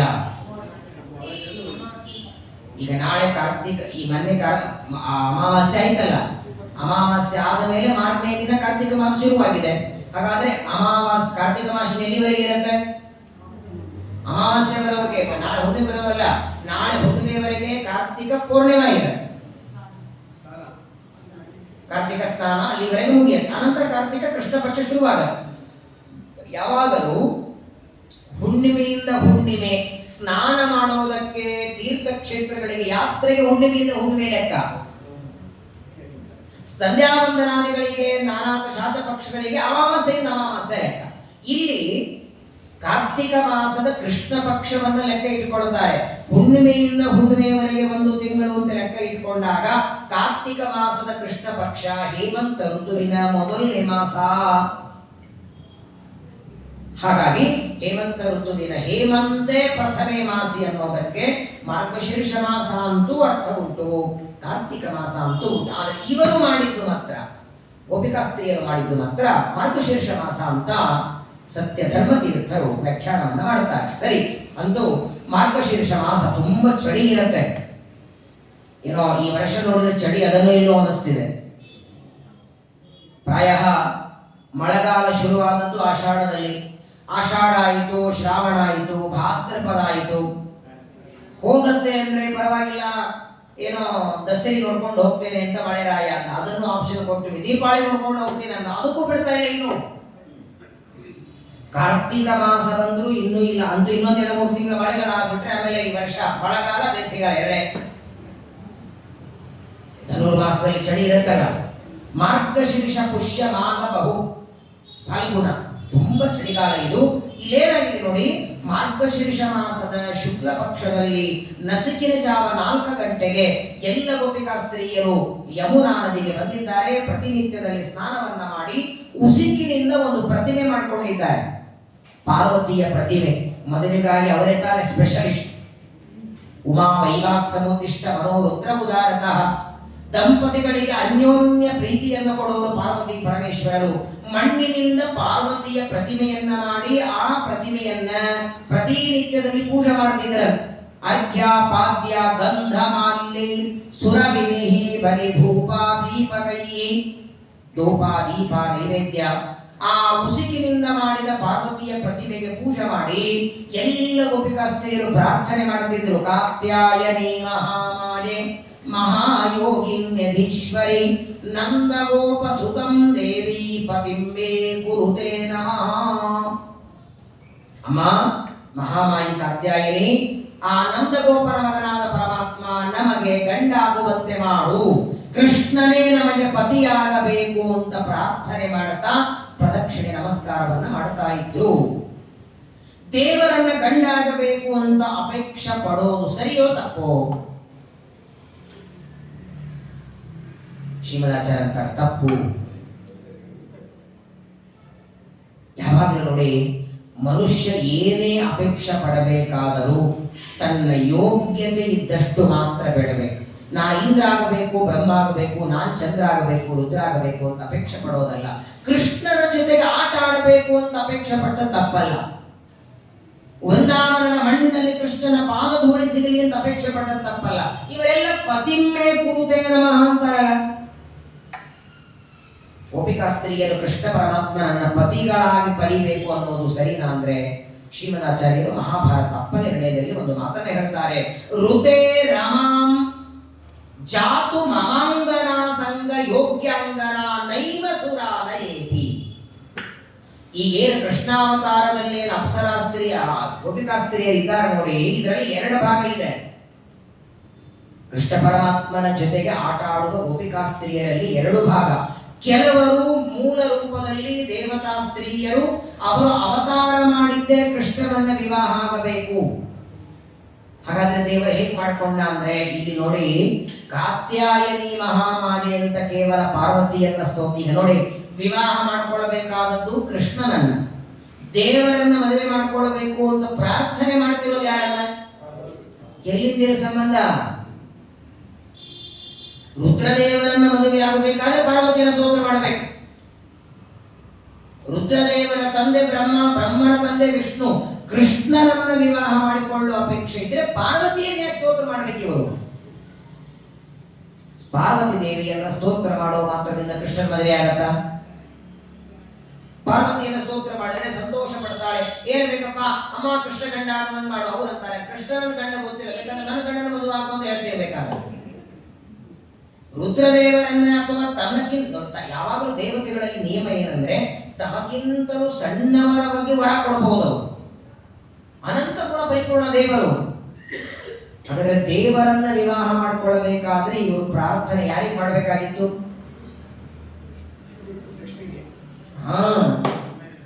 ಕಾತ್ಯಾಯನಿಗಲ್ಲ, ಲಕ್ಷ್ಮೀ ದೇವಿ ಪ್ರಾರ್ಥನೆ ಮಾಡಬೇಕು. ಲಕ್ಷ್ಮೀ ದೇವಿಗೆ ಒಂದು ವೇಳೆ ಪ್ರಾರ್ಥನಾ ಮಾಡ್ಕೊಂಡಿದ್ರೆ, ಅಮ್ಮ ನೀನು ಹೇಗೆ ಕೈ ಹಿಡಿದು ವಿವಾಹ ಮಾಡ್ಕೊಂಡಿದ್ದಿ, ನೀನು ನಮಗೇನಾದ್ರೂ ಅನುಗ್ರಹ ಮಾಡು ಅಥವಾ ನಮ್ಮನ್ನ ಮದುವೆ ಮಾಡಿಕೊ ಅಂತ ನೀನು ಕೃಷ್ಣನಲ್ಲಿ ಬೇಡ್ಕೊಂಡ್ರೆ ಮಾಡ್ಕೊಳ್ತಾನೆ. ಅದಕ್ಕೆ ಸತ್ಯಧರ್ಮ ತೀರ್ಥರಂತಾರೆ, ಆ ಎಲ್ಲ ಗೋಪಿಕಾಸ್ತ್ರೀಯರು ಅವಳನ್ನೇ ಮಾಡಿದ್ದಪ್ಪ. ಯಾಕಂದ್ರೆ ಮಹಾಮಾಯೆ ಅಂತ ಶಬ್ದ ಇಟ್ಟಿದ್ದಾರೆ. ಕಾತ್ಯಾಯನಿ ಅಂದ್ರೆ ನೀವೆಲ್ಲ ಅನ್ಕೊಂಡಿರಿ ಪಾರ್ವತಿ ಅಲ್ಲ, ಅವಳು ಪ್ರಾರ್ಥನೆ ಮಾಡಿದ್ದು ಲಕ್ಷ್ಮೀದೇವಿಯನ್ನ. ಲಕ್ಷ್ಮೀದೇವಿಯನ್ನೇ ಎಲ್ಲಾ ಸ್ತ್ರೀಯರು ಪ್ರಾರ್ಥನೆ ಮಾಡ್ತಾರೆ. ಗೋಪಿಕಾ ಸ್ತ್ರೀಯರು, ನಿನ್ನ ಸನ್ನಿಧಾನ ಯಾರಲ್ಲಿ ಇರುತ್ತೋ ಅವರನ್ನ ನಿನ್ನ ಗಂಡ ಮುಟ್ಟುತ್ತಾನೆ. ಕೃಷ್ಣ ಮುಟ್ಟಬೇಕಾದ್ರೂ ಲಕ್ಷ್ಮೀದೇವಿಯ ಸನ್ನಿಧಾನ ಬೇಕು. ಹಾಗಾಗಿ ನೀನು ನಮ್ಮಲ್ಲಿ ಸನ್ನಿಧಾನ ಇಡು, ಆಗ ಪರಮಾತ್ಮ ವಿವಾಹ ಮಾಡಿಕೊಳ್ಳುತ್ತಾನೆ ಅಂತ ಎಲ್ಲರೂ ಪ್ರಾರ್ಥನೆ. ಇತಿ ಮಂತ್ರಂ ಜಪಂತಪ್ತಾಹ ಪೂಜಾಂ ಚಕ್ರುಹು ಕುಮಾರಿಕಾಃ. ಪ್ರತಿನಿತ್ಯದಲ್ಲಿ ಸ್ನಾನ ಮಾಡೋದು, ಅರ್ಘ್ಯಪಾದ್ಯಗಳಿಂದ ಪೂಜೆ ಮಾಡೋದು, ಕಾತ್ಯಾಯನಿ ಮಹಾಮಾಯಿ ಅಂತ ಪ್ರಾರ್ಥನೆ ಮಾಡೋದು, ಪ್ರದಕ್ಷಿಣೆ ನಮಸ್ಕಾರ ಮಾಡಿ ಮನೆಗೆ ಹೊರಡೋದು. 1 ತಿಂಗಳವರೆಗೆ ಮಾಡ್ತಾರೆ. ಒಂದು ದಿನ ಇವರು ಪ್ರಾತಃ ಕಾಲದಲ್ಲಿ ಬಂದು ನದಿಯ ದಂಡೆಯ ಮೇಲೆ ವಸ್ತ್ರಗಳನ್ನೆಲ್ಲ ತೆಗೆದಿಟ್ಟು ಸ್ನಾನಕ್ಕೆ ಹೋಗಿದ್ದಾರೆ. ಅದನ್ನ ನೋಡಿದಂತಹ ಪರಮಾತ್ಮ ಅಲ್ಲಿಗೆ ಬರ್ತಾರೆ. ಅವರ ಎಲ್ಲ ಬಟ್ಟೆಗಳನ್ನೇ ಅಪಹಾರ ಮಾಡಿದ. ಮೇಲೆ ಇಟ್ಟಂತಹ ವಸ್ತ್ರಗಳನ್ನೆಲ್ಲ ತಗೊಂಡು ಗಿಡದ ಮೇಲೆ ಕೃಷ್ಣ ಕೂತಿದ್ದಾರೆ. ಎಲ್ಲ ಗೋಪಿಕಾಸ್ತ್ರೀಯರು ಕಂಠದಷ್ಟು ನೀರಿನಲ್ಲಿದ್ದಾರೆ. ಮಾರ್ಗಶೀರ್ಷ ಮಾಸ, ಯಮುನಾ ನದಿ, ನಸುಕಿನ ಜಾವ, ಚಳಿ ಹೇಗಿರುತ್ತೆ. ಮೇಲೆ ಬರೋಣ ಅಂದ್ರೆ ಬಟ್ಟೆಗಳಿಲ್ಲ. ಎಲ್ಲ ಗೋಪಿಕಾಸ್ತ್ರೀಯರು ಪರಮಾತ್ಮನಿಗೆ ಬಟ್ಟೆ ಕೊಡುವಂತ ಪ್ರಾರ್ಥನೆ ಮಾಡ್ತಾರೆ. ನೀರಿನಲ್ಲಿ ಮುಳುಗಿಕೊಂಡೆ ಬಟ್ಟೆ ಕೊಡುವಂತ ಬೇಡ್ತಾರೆ. ಪರಮಾತ್ಮ ಹೇಳ್ತಾನೆ, ನಿಮ್ಮ ಬಟ್ಟೆ ಬೇಕಾದ್ರೆ ಎಲ್ಲರೂ ಮೇಲೆ ಬಂದು ತಗೊಳ್ರಿ. ಇದಕ್ಕೆಲ್ಲ ಶ್ರೀಮದ್ ಆಚಾರ್ಯರ ಭಾಗವತ ತಾತ್ಪರ್ಯವನ್ನ ನೋಡ್ಲೇಬೇಕು ನಾವು. ಏನ್ ಪರಮಾತ್ಮ ಹೀಗೆಲ್ಲ ಮಾಡ್ತಾನಲ್ಲ, ನೋಡಿದರೆ ಧರ್ಮ ರಕ್ಷಣೆಗೆ ಬಂದವನು ಅಂತೀರಿ. ಜಗತ್ತಿನಲ್ಲಿ ಧರ್ಮ ಹೇಳಬೇಕಾದ ಸ್ವಾಮಿ ತಾನೇ ಅಧರ್ಮ ಮಾಡ್ತಾನಲ್ಲ. ಸ್ನಾನ ಮಾಡುವ ಸ್ತ್ರೀಯರ ವಸ್ತ್ರ ಅಪಹಾರ ಮಾಡುವುದು ಧರ್ಮವಾ?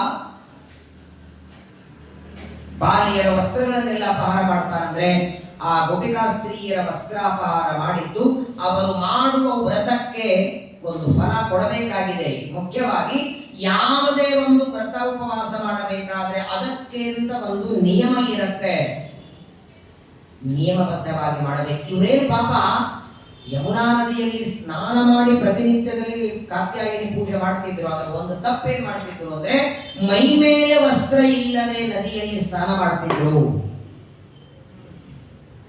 ವಸ್ತ್ರ ಇಲ್ಲದೆ ಸ್ನಾನ ಯಾವತ್ತೂ ಹೇಳಿಲ್ಲ, ಅದು ಮಡಿ ಬರೋದೇ ಇಲ್ಲ. ಅದರಲ್ಲಿಯೂ ಪುಣ್ಯವಾದ ನದಿ ಸರೋವರಗಳಲ್ಲಿ ಸಂಕಲ್ಪ ಪೂರ್ವಕವಾಗಿ ಸ್ನಾನ ಮಾಡುವಾಗ ವಸ್ತ್ರಧಾರಣೆ ಮಾಡಬೇಕು. ಹಾಗಾಗಿ ಪರಮಾತ್ಮ ಅವರೆಲ್ಲರಿಗೂ ಹೇಳ್ತಾರೆ, ಭವತ್ಯೋ ಯದಿ ವೇದಾಸ್ಯೋ ಮಯೋಕ್ತಂ ಜಗರಿಷ್ಯದೆ. ನೀವೆಲ್ಲರೂ ನನ್ನ ಸೇವಕರಾಗಿದ್ದರೆ ನಾನೇ ಗಂಡಾಗಬೇಕು ಅನ್ನೋ ಅಪೇಕ್ಷೆಯಿಂದ ವ್ರತ ಮಾಡ್ತಿದ್ದೀರಲ್ಲ, ಹಾಗಾದ್ರೆ ನೀರಿನಿಂದ ಮೇಲೆ ಬಂದು ವಸ್ತ್ರಗಳನ್ನ ತಗೊಳ್ರಿ. ಪರಮಾತ್ಮ ಆ ಎಲ್ಲ ಗೋಪಿಕಾ ಸ್ತ್ರೀಯರಿಗೆ ಬಹಳ ಸುಂದರವಾಗಿ ಹೇಳ್ತಾನೆ, ಯಾವುದೇ ಒಂದು ಕರ್ಮ ಮಾಡುವುದಕ್ಕೆ ಅದಕ್ಕೆ ಅಂತ ಸಾಕ್ಷಿಯಾಗಿ ದೇವತೆಗಳಿರ್ತಾರೆ. ದೇವತೆಗಳ ಸಮ್ಮುಖದಲ್ಲಿ ಅವರ ಸಾಕ್ಷಿಯಾಗಿ ಕರ್ಮ ಮಾಡಬೇಕು. ಅಂಥದ್ರೊಳಗೆ ಅತ್ಯಂತ ಪವಿತ್ರವಾದ ನದಿ ಸರೋವರಗಳಲ್ಲಿ ವಸ್ತ್ರ ಇಲ್ಲದೆ ಸ್ನಾನ ಮಾಡಬಾರದು. ಈ ಒಂದು ಶಿಕ್ಷಣೆ ಕೊಡೋದಕ್ಕಾಗಿ ನಿಮ್ಮ ವಸ್ತ್ರಗಳ ತಗೊಂಡಿದ್ದೇನೆ ಅಂತ ಪರಮಾತ್ಮ ಮತ್ತೆ ಅವರಿಗೆ ವಸ್ತ್ರಗಳನ್ನು ಕೊಡ್ತಾನೆ. ಅವರ ಭಕ್ತಿ ನೋಡುತ್ತಾನೆ. ದೃಢಂ ಪ್ರಲಬ್ಧಾಃ ತ್ರಿಪಯಾಚ ಹಾಪಿತಾಃ. ಎಷ್ಟು ಮುಗ್ಧರಾಗಿದ್ದಾರೆ ಪರಮಾತ್ಮನನ್ನ. ಆ ವಾಸ್ತವಿಕವಾಗಿ ಪ್ರಾರಂಭದಲ್ಲಿ ಏನಪ್ಪಾ ನಮ್ಮ ಬಟ್ಟೆಗಳೆಲ್ಲ ತಗೊಂಡಿದ್ದಾನೆ ಅಂತ ಅನಿಸ್ತು. ಆಮೇಲೆ ಗೋಪಿಕಾ ಸ್ತ್ರೀಯರಂತಾರೆ, ಇಡೀ ಜಗತ್ ನೋಡಿ, ಪ್ರಪಂಚದೊಳಗೆ ನಾಚಿಕೆ ಯಾರು ಮುಂದಿರ್ಬೇಕು? ಇಡೀ ಜಗತ್ತೊಳಗೆ ಯಾರ ಮುಂದರೆ ನಾಚಿ ಇಬ್ಬರು ಮುಂದೆ ನಾಚೋ ಹಾಗಿಲ್ಲ. ಒಂದು ಅನಂತ ಗುಣಪೂರ್ಣನಾದ ದೇವರು ಏನ್ ಆಸ್ತ್ರ ಹೇಳಿ, ದೇವರ ಮುಂದೆ ನಾಚಿಕೆ ಯಾಕೆ? ಯಾಕಂದ್ರೆ ಗರ್ಭದಲ್ಲಿ ಇರುವಾಗಲೂ ಅವನೇ ನೋಡಿದ್ದು, ಹೊರಗೆ ಬಂದ ಮೇಲೂ ಅವನೇ ನೋಡಿದ್ದು. ಅನಂತ ಕಾಲದವರೆಗೆ ನಮ್ಮನ್ನ ರಕ್ಷಣೆ ಮಾಡುವ ಪರಮಾತ್ಮನ ಮುಂದೆ ನಾಚಿಕೆ ಬೇಡ. ಎರಡನೇದ್ದು, ನಮಗೇನೋ ರೋಗ ಆದದ್ದಕ್ಕೆ ಚಿಕಿತ್ಸೆ ಮಾಡುವ ಡಾಕ್ಟರ್ಗಳ ಹತ್ರ ನಾಚಿಕೆ ಪಡಬಾರದು. ಏನಾಗಿದೆ, ಅಯ್ಯೋ ನಾಚಿಕೆ ಆಗುತ್ತೆ ಹೇಳಿ ಮನೆಗೆ ಹೋಗಂತ. ಏನಾಗಿದೆ ಹೇಳಬೇಕು. ಕಾರ್ತಿಕ ಮಾಸ 3-4 ಹಬ್ಬಗಳಿತ್ತು. ಬೇಕಾದಷ್ಟು ಸಂಘದಲ್ಲಿ ಸಹಿ ಹಾಕಿದ್ರು. ಹೋಳಿಗೆ ಅದು ಇದು ತಿಂದು ಶುಗರ್ ಹೆಚ್ಚಾಗಿದೆ ತಪ್ಪು ಒಪ್ಕೋಬೇಕಲ್ಲಿ. ಪರಮಾತ್ಮ ಬಹಳ ಸುಂದರವಾಗಿ ಗೋಪಿಕಾ ಸ್ತ್ರೀಯರು ಮಾಡುವ ಕಾತ್ಯಾಯನಿ ವ್ರತಕ್ಕೆ ಒಂದು ಅನುಗ್ರಹವನ್ನ ಮಾಡಿ ಇತ್ಯಾದಿಷ್ಟ ಭಗವತ ಲಬ್ಧ ಕಾಮಾಹ ಕುಮಾರಿಕಾಹ, ಆ ಎಲ್ಲ ಗೋಪಿಕಾ ಸ್ತ್ರೀಯರಿಗೆ ವಸ್ತ್ರಗಳನ್ನು ಕೊಟ್ಟು ಅವರಿಗೆ ಅನುಗ್ರಹವನ್ನು ಮಾಡ್ತಾ ಏತಾವ ಜನ್ಮ ಸಾಫಲ್ಯ. ಗೋಪಿಕಾ ಸ್ತ್ರೀಯರಂತಾರೆ ಪರಮಾತ್ಮನಿಗೆ ಇದಕ್ಕಿಂತ ಇನ್ನೇನು ಬೇಕು? ಪ್ರತಿಯೊಬ್ಬ ಮನುಷ್ಯ ಅಪೇಕ್ಷೆ ಪಡೋದೇ ಇದು. ನಮ್ಮನ್ನ ಕಣ್ಣಿನಿಂದ ನೀ ನೋಡಿದರೆ ಸಾಕು, ನಿನ್ನ ಕೃಪಾದೃಷ್ಟಿ ಬಿದ್ದರೆ ಸಾಕು ಅಂತ ಎಲ್ಲರೂ ಕಾಯ್ತಾರೆ. ಅರ್ಥಾತ್ಮೊಳಗೆ ನಮ್ಮ ಮೇಲೆ ಅನುಗ್ರಹವನ್ನು ಮಾಡಿದ್ದಿ ಎಲ್ಲರೂ ಪರಮಾತ್ಮನನ್ನ ಪ್ರಾರ್ಥನೆ ಮಾಡ್ತಾರೆ. ಮತ್ತೊಂದು ದಿನ ಪ್ರಾತಃ ಕಾಲದಲ್ಲಿ ಗೋಪಾಲಕರ ಜೊತೆಗೆ ವೃಂದಾವನಕ್ಕೆ ಬಂದಿದ್ದಾರೆ. ಮಧ್ಯಾಹ್ನದವರೆಗೆ ಆಟ ಆಡಿದ್ದಾರೆ, ಚೆನ್ನಾಗಿ ಕುಣಿತಾರೆ, ಮೇಲೆ ಇರ್ತಾರೆ, ಗಿಡದಿಂದ ಗಿಡಕ್ಕೆ ಹೋಗ್ತಾರೆ. ಸಣ್ಣ ವಯಸ್ಸು, ಬೇಕಾದಷ್ಟು ಆಟ ಆಡ್ತಾರೆ. ಆಟ ಆಡಿದಷ್ಟು ಹಸಿವಾಗಿದೆ. ಹಸಿವಾದಾಗ ನೋಡಿ, ಅವತ್ತಿನ ದಿನ ಮನೆಯಿಂದ ಬರುವಾಗ ಏನು ತಂದಿಲ್ಲ, ಗಿಡಗಳಲ್ಲಿ ಇನ್ನೂ ಹಣ್ಣು ಬೆಳೆದಿಲ್ಲ, ತಿನ್ನೋದಕ್ಕೇನಿಲ್ಲ, ಎಲ್ಲರಿಗೂ ಹಸಿವಾಗಿದೆ. ಆಟ ಆಡಿ ಆಡಿ ಸುಸ್ತಾಗಿ ಕೊನೆಗೆ ಇನ್ನೇನು ಮಾಡಬೇಕು? ಎಲ್ಲರೂ ಬಂದು ಬಲರಾಮ ದೇವರಿಗೆ ಕೃಷ್ಣನಿಗೆ ಅಂತಾನೆ, ಸ್ವಾಮಿ ನೀನು ಹೇಳಿದ್ದಕ್ಕೆ ಬೆಳಗ್ಗೆ ಬೇಗ ಮನೆಯಿಂದ ಹೊರಟಿವಿ, ಏನ್ ತಂದಿಲ್ಲ, ಮಾನವ ಶರೀರ. ವಾಸ್ತವಿಕವಾಗಿ ದ್ವಾಪರ ಯುಗದಲ್ಲಿ ರಕ್ತಗತ ಪ್ರಾಣ, ರಕ್ತ ಇದ್ರೆ ಸಾಕು. ಇವಾಗ ಕಲಿಯುಗದಾಗಿ ಅನ್ನ ಬೇಕಾಗಿರಲಿಲ್ಲ. ಆದರೂ ಕೂಡ ಮನುಷ್ಯ ರೂಪದಲ್ಲಿ ಬಂದದ್ದರಿಂದ ಅವರೆಲ್ಲರಿಗೂ ಹಸಿವೆ ಆಗತ್ತೆ. ಗೋಪಾಲಕರೆಲ್ಲ ಬಲರಾಮ ದೇವರನ್ನ ಕೃಷ್ಣನನ್ನ ಪ್ರಾರ್ಥನೆ ಮಾಡಿಕೊಂಡಾಗ ದೇವರಂತಾನೆ, ಪ್ರಯಾತ ದೇವ ಯಜನಂ ಬ್ರಾಹ್ಮಣಾಃ ಬ್ರಹ್ಮವಾದಿನಃ ಸತ್ರ ಮಂಗಿರಸಂ ನಾಮ ಹ್ಯಾಸತೆ ಸ್ವರ್ಗ ಕಾಮ್ಯಯ. ಎಲ್ಲ ಗೋಪಾಲಕರಿಗೆ ಕೃಷ್ಣ ಹೇಳ್ತಾನೆ, ಅಲ್ಲಿ ದೂರದಲ್ಲಿ ಒಂದು ಯಜ್ಞ ನಡೀತಾ ಇದೆ, ಕಾಣಿಸ್ತಿದೆಯಾ? ಬ್ರಾಹ್ಮಣರು ಒಂದು ಯಜ್ಞ ಮಾಡ್ತಿದ್ದಾರೆ. ಯಜ್ಞದ ಹೆಸರೇನು? ಅಂಗಿರಸ. ಅಂಗಿರಸ ಅನ್ನುವಂತಹ ಒಂದು ಯಾಗವನ್ನ ಬ್ರಾಹ್ಮಣರು ಮಾಡುತ್ತಿದ್ದಾರೆ. ಬ್ರಹ್ಮಜ್ಞಾನಿಗಳು ಅಲ್ಲಿಗೆ ಹೋಗ್ರಿ, ಆ ಬ್ರಾಹ್ಮಣರಿಗೆ ಪ್ರಾರ್ಥನಾ ಮಾಡಿಕೊಳ್ಳ್ರಿ. ಇಲ್ಲೇ ಹತ್ತಿರದಲ್ಲಿ ಬಲರಾಮ ಕೃಷ್ಣರು ಬಂದಿದ್ದಾರೆ. ಪ್ರಾತಃ ಕಾಲದಿಂದ ಆಟ ಆಡಿ ಆಡಿ ಹಸಿರಾಗಿದೆ, ಅದಕ್ಕೆ ಸ್ವಲ್ಪ ಅನ್ನ ಬೇಕು ಅಂತ ಬೇಡಿ. ಮೊದಲನೇದಾಗಿ ಮಧ್ಯಾಹ್ನ ಕಾಲಕ್ಕೆ ಯಾರು ಮನೆಗೆ ಬಂದರೂ ಅನ್ನ ಕೊಡಬೇಕು, ಅದನ್ನೆಲ್ಲ ಓದ್ಕೊಂಡವರು. ಅತಿಥಿಗಳಿಗೆ ಅನ್ನ ಕೊಡಬೇಕಾದದ್ದು ಕರ್ತವ್ಯ. ಹಾಗಾಗಿ ಅಲ್ಲಿರುವಂತಹ ಬ್ರಾಹ್ಮಣರು ನೀವಲ್ಲಿ ಹೋದರೆ ಅನ್ನ ಕೊಡ್ತಾರೆ ಅಂತ ದೂರದಲ್ಲಿ ನಡೆಯುವ ಒಂದು ಯಜ್ಞವನ್ನ ತೋರಿಸಿ ಗೋಪಾಲಕರನ್ನ ಕಳಿಸಿಕೊಡುತ್ತಾನೆ. ಸರಿ ಅಂತ ಕೃಷ್ಣನ ಆಜ್ಞೆಯಂತೆ ಇಬ್ಬರು ಗೋಪಾಲಕರು ಬರ್ತಾರೆ. 4 ಜನ ಬ್ರಾಹ್ಮಣರು ದೊಡ್ಡದಾದ ಯಜ್ಞ ಕುಂಡವನ್ನ ಹಾಕಿ ಯಜ್ಞ ಮಾಡುತ್ತಿದ್ದಾರೆ. ಪರಮಾತ್ಮನ ಆಜ್ಞೆಯನ್ನ ಹೇಳ್ತಾರೆ, ನೋಡಿ ಬ್ರಾಹ್ಮಣರೇ, ಇಲ್ಲೇ ಹತ್ತಿರದಲ್ಲಿ ಬಲರಾಮ ಕೃಷ್ಣರು ಬಂದಿದ್ದಾರೆ. ಹೇಗೆ ಬೇಡ್ತಾರೋ, ಹೇ ಭೂಮಿ ದೇವ. ನೋಡಿ, ಬ್ರಾಹ್ಮಣನಿಗೆ ಭೂಸುರ ಅಂತ ಕರೀತಾರೆ. ಭೂಮಿಯ ಮೇಲೆ ಓಡಾಡುವ ದೇವತೆಗಳಂತೆ.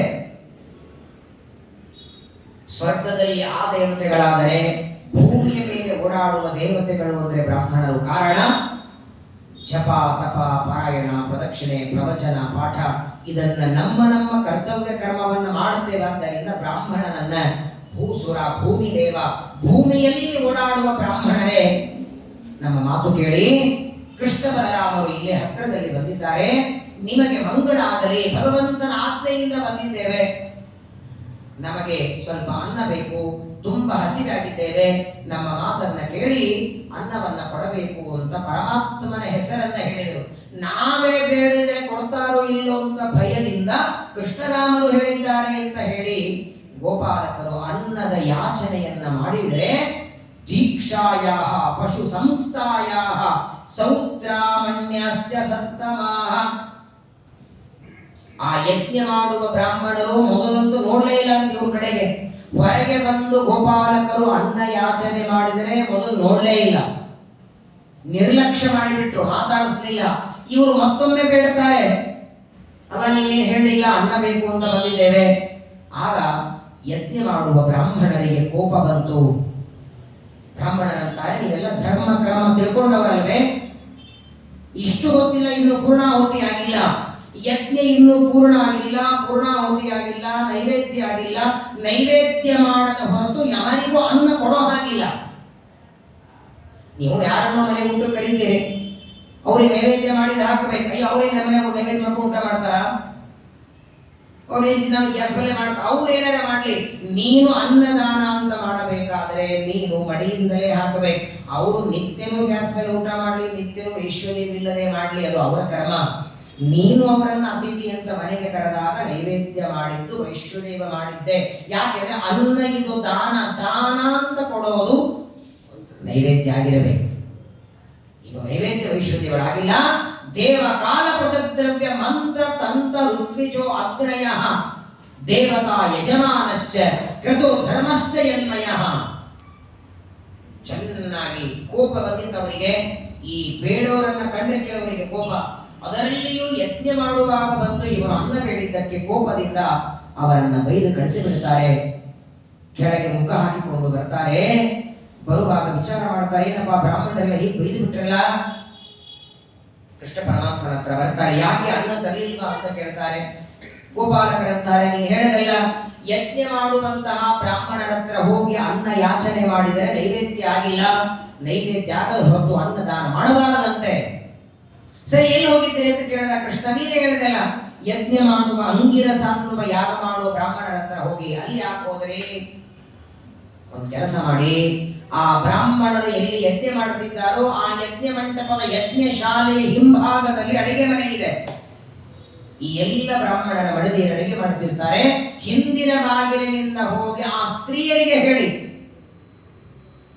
ಕೃಷ್ಣ ಬಲರಾಮರು ಬಂದಿದ್ದಾರೆ ಅಂತ ಹೇಳಿ, ನಿಮಗೆ ಯಥೇಚ್ಛವಾದ ಅನ್ನವನ್ನು ಕೊಡ್ತಾರೆ ಎಂದಾಗ ಗತ್ವಾತ ಪತ್ನಿ ಶಾಲಾಯಾಂ.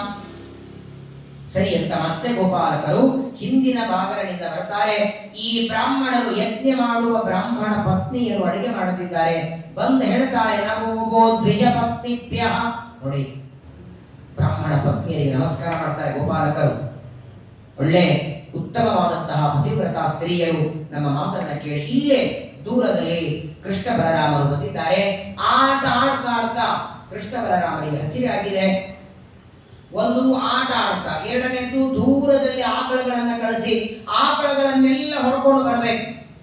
ಕಾಲಲ್ಲಿ ಶಕ್ತಿ ಇಲ್ಲ, ತುಂಬಿ ಹಸಿವಾಗ್ತಿದೆ. ಬುಭುಕ್ಷಿತಸ್ಯ. ನೋಡಿ, ಇಡೀ ಪ್ರಪಂಚದೊಳಗೆ ಸಾಕು ಅಂತ ಹೇಳುವ ದಾನ ಅಂತಿದ್ರೆ ಅನ್ನದಾನ ಒಂದೇ. ತಮ್ಮಿಗೆ ದಾನ ಕೊಟ್ರೆ ಪಂಚಪಾತ್ರ ಕೊಡ್ಲಿಲ್ಲ ಅಂತಾನೆ, ಪಂಚಪಾತ್ರ ಕೊಟ್ರೆ ತೀರ್ಸ್ಕೊಂಡು ಕೊಡ್ಲಿಲ್ಲ ಅಂತಾರೆ, ತೀರ್ಸ್ಕೊಂಡು ಕೊಟ್ರೆ ಬುಟ್ಟಿ ಕೊಡ್ಲಿಲ್ಲ ಅಂತಾರೆ, ಎಲ್ಲ ಕೊಟ್ರೆ ಧಾವಳಿ ಕೊಡ್ಲಿಲ್ಲ ಅಂತಾರೆ, ಧಾವಳಿ ಕೊಟ್ಟ ಮೇಲೆ ಕೆಳಗೆ ಹಾಸ್ಕೋಲಿ ಕೊಡ್ಲಿಲ್ಲ ಅಂತ ಮುಗಿಯೋದೇ ಇಲ್ಲ. ಒಂದಿಲ್ಲ ಒಂದು ಅಪೇಕ್ಷೆ ಇರತ್ತೆ. ಒಂದು ಬಾರಿ ಸಾರನ್ನ ಹುಳಿಯನ್ನ ಮಜ್ಜಿಗೆಯನ್ನ ಆಯ್ತು ಅಂದ್ರೆ ಸಾಕಂತ. ಈಗ ಸಾಕು, ಮತ್ತೆ ರಾತ್ರಿಗೆ ಬೇಕಾದ್ರೆ ಇರಲಿ, ಈಗ ಸಾಕು, ಹೊಟ್ಟೆ ತುಂಬಿದೆ ಅಂತ ಹೇಳುವ ದಾನ ಅನ್ನದಾನ ಒಂದೇ. ಹಾಗಾಗಿ ಅನ್ನದಾನ ಪರಂ ದಾನ. ಹಸದವರಿಗೆ ಅನ್ನ. ಮಹಾಭಾರತ ಹೇಳುತ್ತೆ, ಅನ್ನಸ್ಯ ಕ್ಷುದಿತ ಪಾತ್ರಂ. ಒಂದೇ ಮಾತು ಕಿವಿ ಬಿದ್ದಿದೆ ನೋಡಿ. ಕೃಷ್ಣ ಬಲರಾಮರು ಆಕಳಗಳನ್ನ ರಕ್ಷಣೆ ಮಾಡ್ತಾ ಬಂದಿದ್ದಾರೆ. ಕೃಷ್ಣ ಬಲರಾಮರಿಗೆ ಹಸಿವೆ ಆಗಿದೆ. ಎರಡನೇ ವಿಚಾರವೇ ಮಾಡಲಿಲ್ಲ. ಮಾಡಿದ ಅಡಿಗೆಯನ್ನೆಲ್ಲ ತಲೆ ಮೇಲೆ ತುಂಬಿಕೊಂಡು ಹೊರಟೇ ಬಿಟ್ರಂತೆ. ಇವರೆಲ್ಲ ಅಡಿಗೆ ಮನೆಯಿಂದ ಹೋಗುವಾಗ ಯಜ್ಞ ಮಾಡುವ ಒಬ್ಬ ಬ್ರಾಹ್ಮಣ ಅಡಿಗೆ ಮನೆಗೆ ಬಂದಂತೆ. ಅದೇ ಸಂದರ್ಭದಲ್ಲಿ ಎಲ್ಲಿ ಹೊರಟಿರಿ ಅಂದಾಗ ಕೃಷ್ಣ ಬಲರಾಮರು ಬಂದಿದ್ದಾರೆ. ಹೊರಟಿದ್ದೇವೆ. 3 ಜನ ಬ್ರಾಹ್ಮಣರ ಮಡದಿಯರು ಹೋಗಿದ್ದಾರೆ. 4ನೇಯವನು ತನ್ನ ಹೆಂಡತಿಗಂತ, ನೀವು ಹೋಗ್ತಕ್ಕದಲ್ಲ, ಉಳಿದವರು ನೀವು ಅಧಿಕಾರ ಮಾಡಲಿಲ್ಲ, ಅವ್ರು ಹೋದ್ರೆ ಹೋಗಲಿ, ನೀ ಮಾತ್ರ ಹೋಗತಕ್ಕದ್ದಲ್ಲ.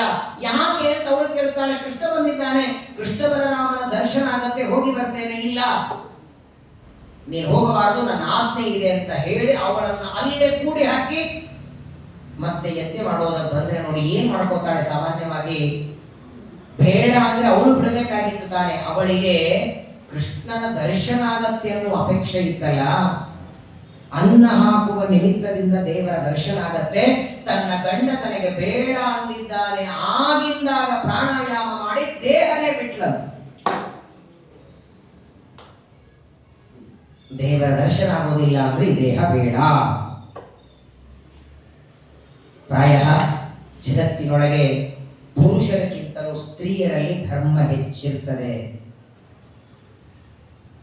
ಆದರೆ ದೇವರ ದರ್ಶನ ಮಾಡ್ಕೊಳ್ಳೋಣ ಅಂದ್ರೆ ಮಾಡ್ಕೊಳ್ಳೋಣ, ಹಿಂಗೆ ದೇಹ ತ್ಯಾಗ ಮಾಡಬೇಕು ಅಂತೇನಿಲ್ಲ. ಬಹಳ ಮಹತ್ವದ ಮಾತುಗಳನ್ನು ಭಾಗವತದಲ್ಲಿ ಗಮನಿಸಬೇಕು.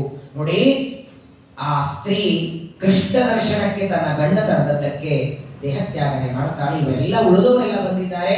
ಪರಮಾತ್ಮನನ್ನ ನೋಡ್ತಾನೆ. ಶ್ಯಾಮಂ ಹಿರಣ್ಯಂ ಪರಿಧಿಂ ವನಾನಮರ್ಹಣಂ. ತಿರುಪತಿಗೆ ಹೋದರೆ ಆ ಶ್ರೀನಿವಾಸನ ದಿವ್ಯ ರೂಪ ನೋಡನೇ ಹೊರಬರೋದಕ್ಕೆ ಮನಸ್ಸು ಬರೋದಿಲ್ಲ. ಅದು ಶಿಲಾ ಪ್ರತಿಮೆ, ಅದನ್ನ ನೋಡಿದ್ರೆ ಕಣ್ಣಿಗೆ ಆನಂದ. ಇದು ಸಾಕ್ಷಾತ್ ಸಚ್ಚಿದಾನಂದ ರೂಪದಿಂದ ಕೃಷ್ಣ ನಿಂತಿದ್ದಾನೆ. ಪರಮಾತ್ಮನ ತಲೆಯ ಮೇಲಿರುವ ಕಿರೀಟ, ಶಂಖ, ಚಕ್ರ, ಗದ, ಪದ್ಮ, ಪೀತಾಂಬರ, ವನಮಾಲೆ, ಅದ್ಭುತವಾದ ಕೃಷ್ಣ ಪರಮಾತ್ಮನ ದಿವ್ಯ ರೂಪ ನೋಡುತ್ತಾರೆ. ತಾವು ತಂದ ಅಡಿಗೆಯನ್ನ ಎಲೆ ಹಾಕಿ ಊಟಕ್ಕೆ ಬಡಿಸಿದ್ದಾರೆ. ಕೃಷ್ಣಾರ್ಪಣ ವಸ್ತು ಅಂತಾರೆ. ಪರಮಾತ್ಮ ಊಟ ಮಾಡ್ತಾನೆ. ಶ್ರೀಮದಾಚಾರ್ಯರು ಒಂದು ಮಾತು ಹೇಳ್ತಾರೆ, ದೇವರು ಪ್ರತಿಮೆ ಶಾಲಿಗ್ರಾಮದಲ್ಲಿ ಇದ್ದಾಗ ನಾವು ಇಟ್ಟ ನೈವೇದ್ಯವನ್ನ ಕಣ್ಣಿನಿಂದ ನೋಡ್ತಾನೆ. ಅದೇ ನೈವೇದ್ಯ ಆಗ ತಿನ್ನಲ್ಲ.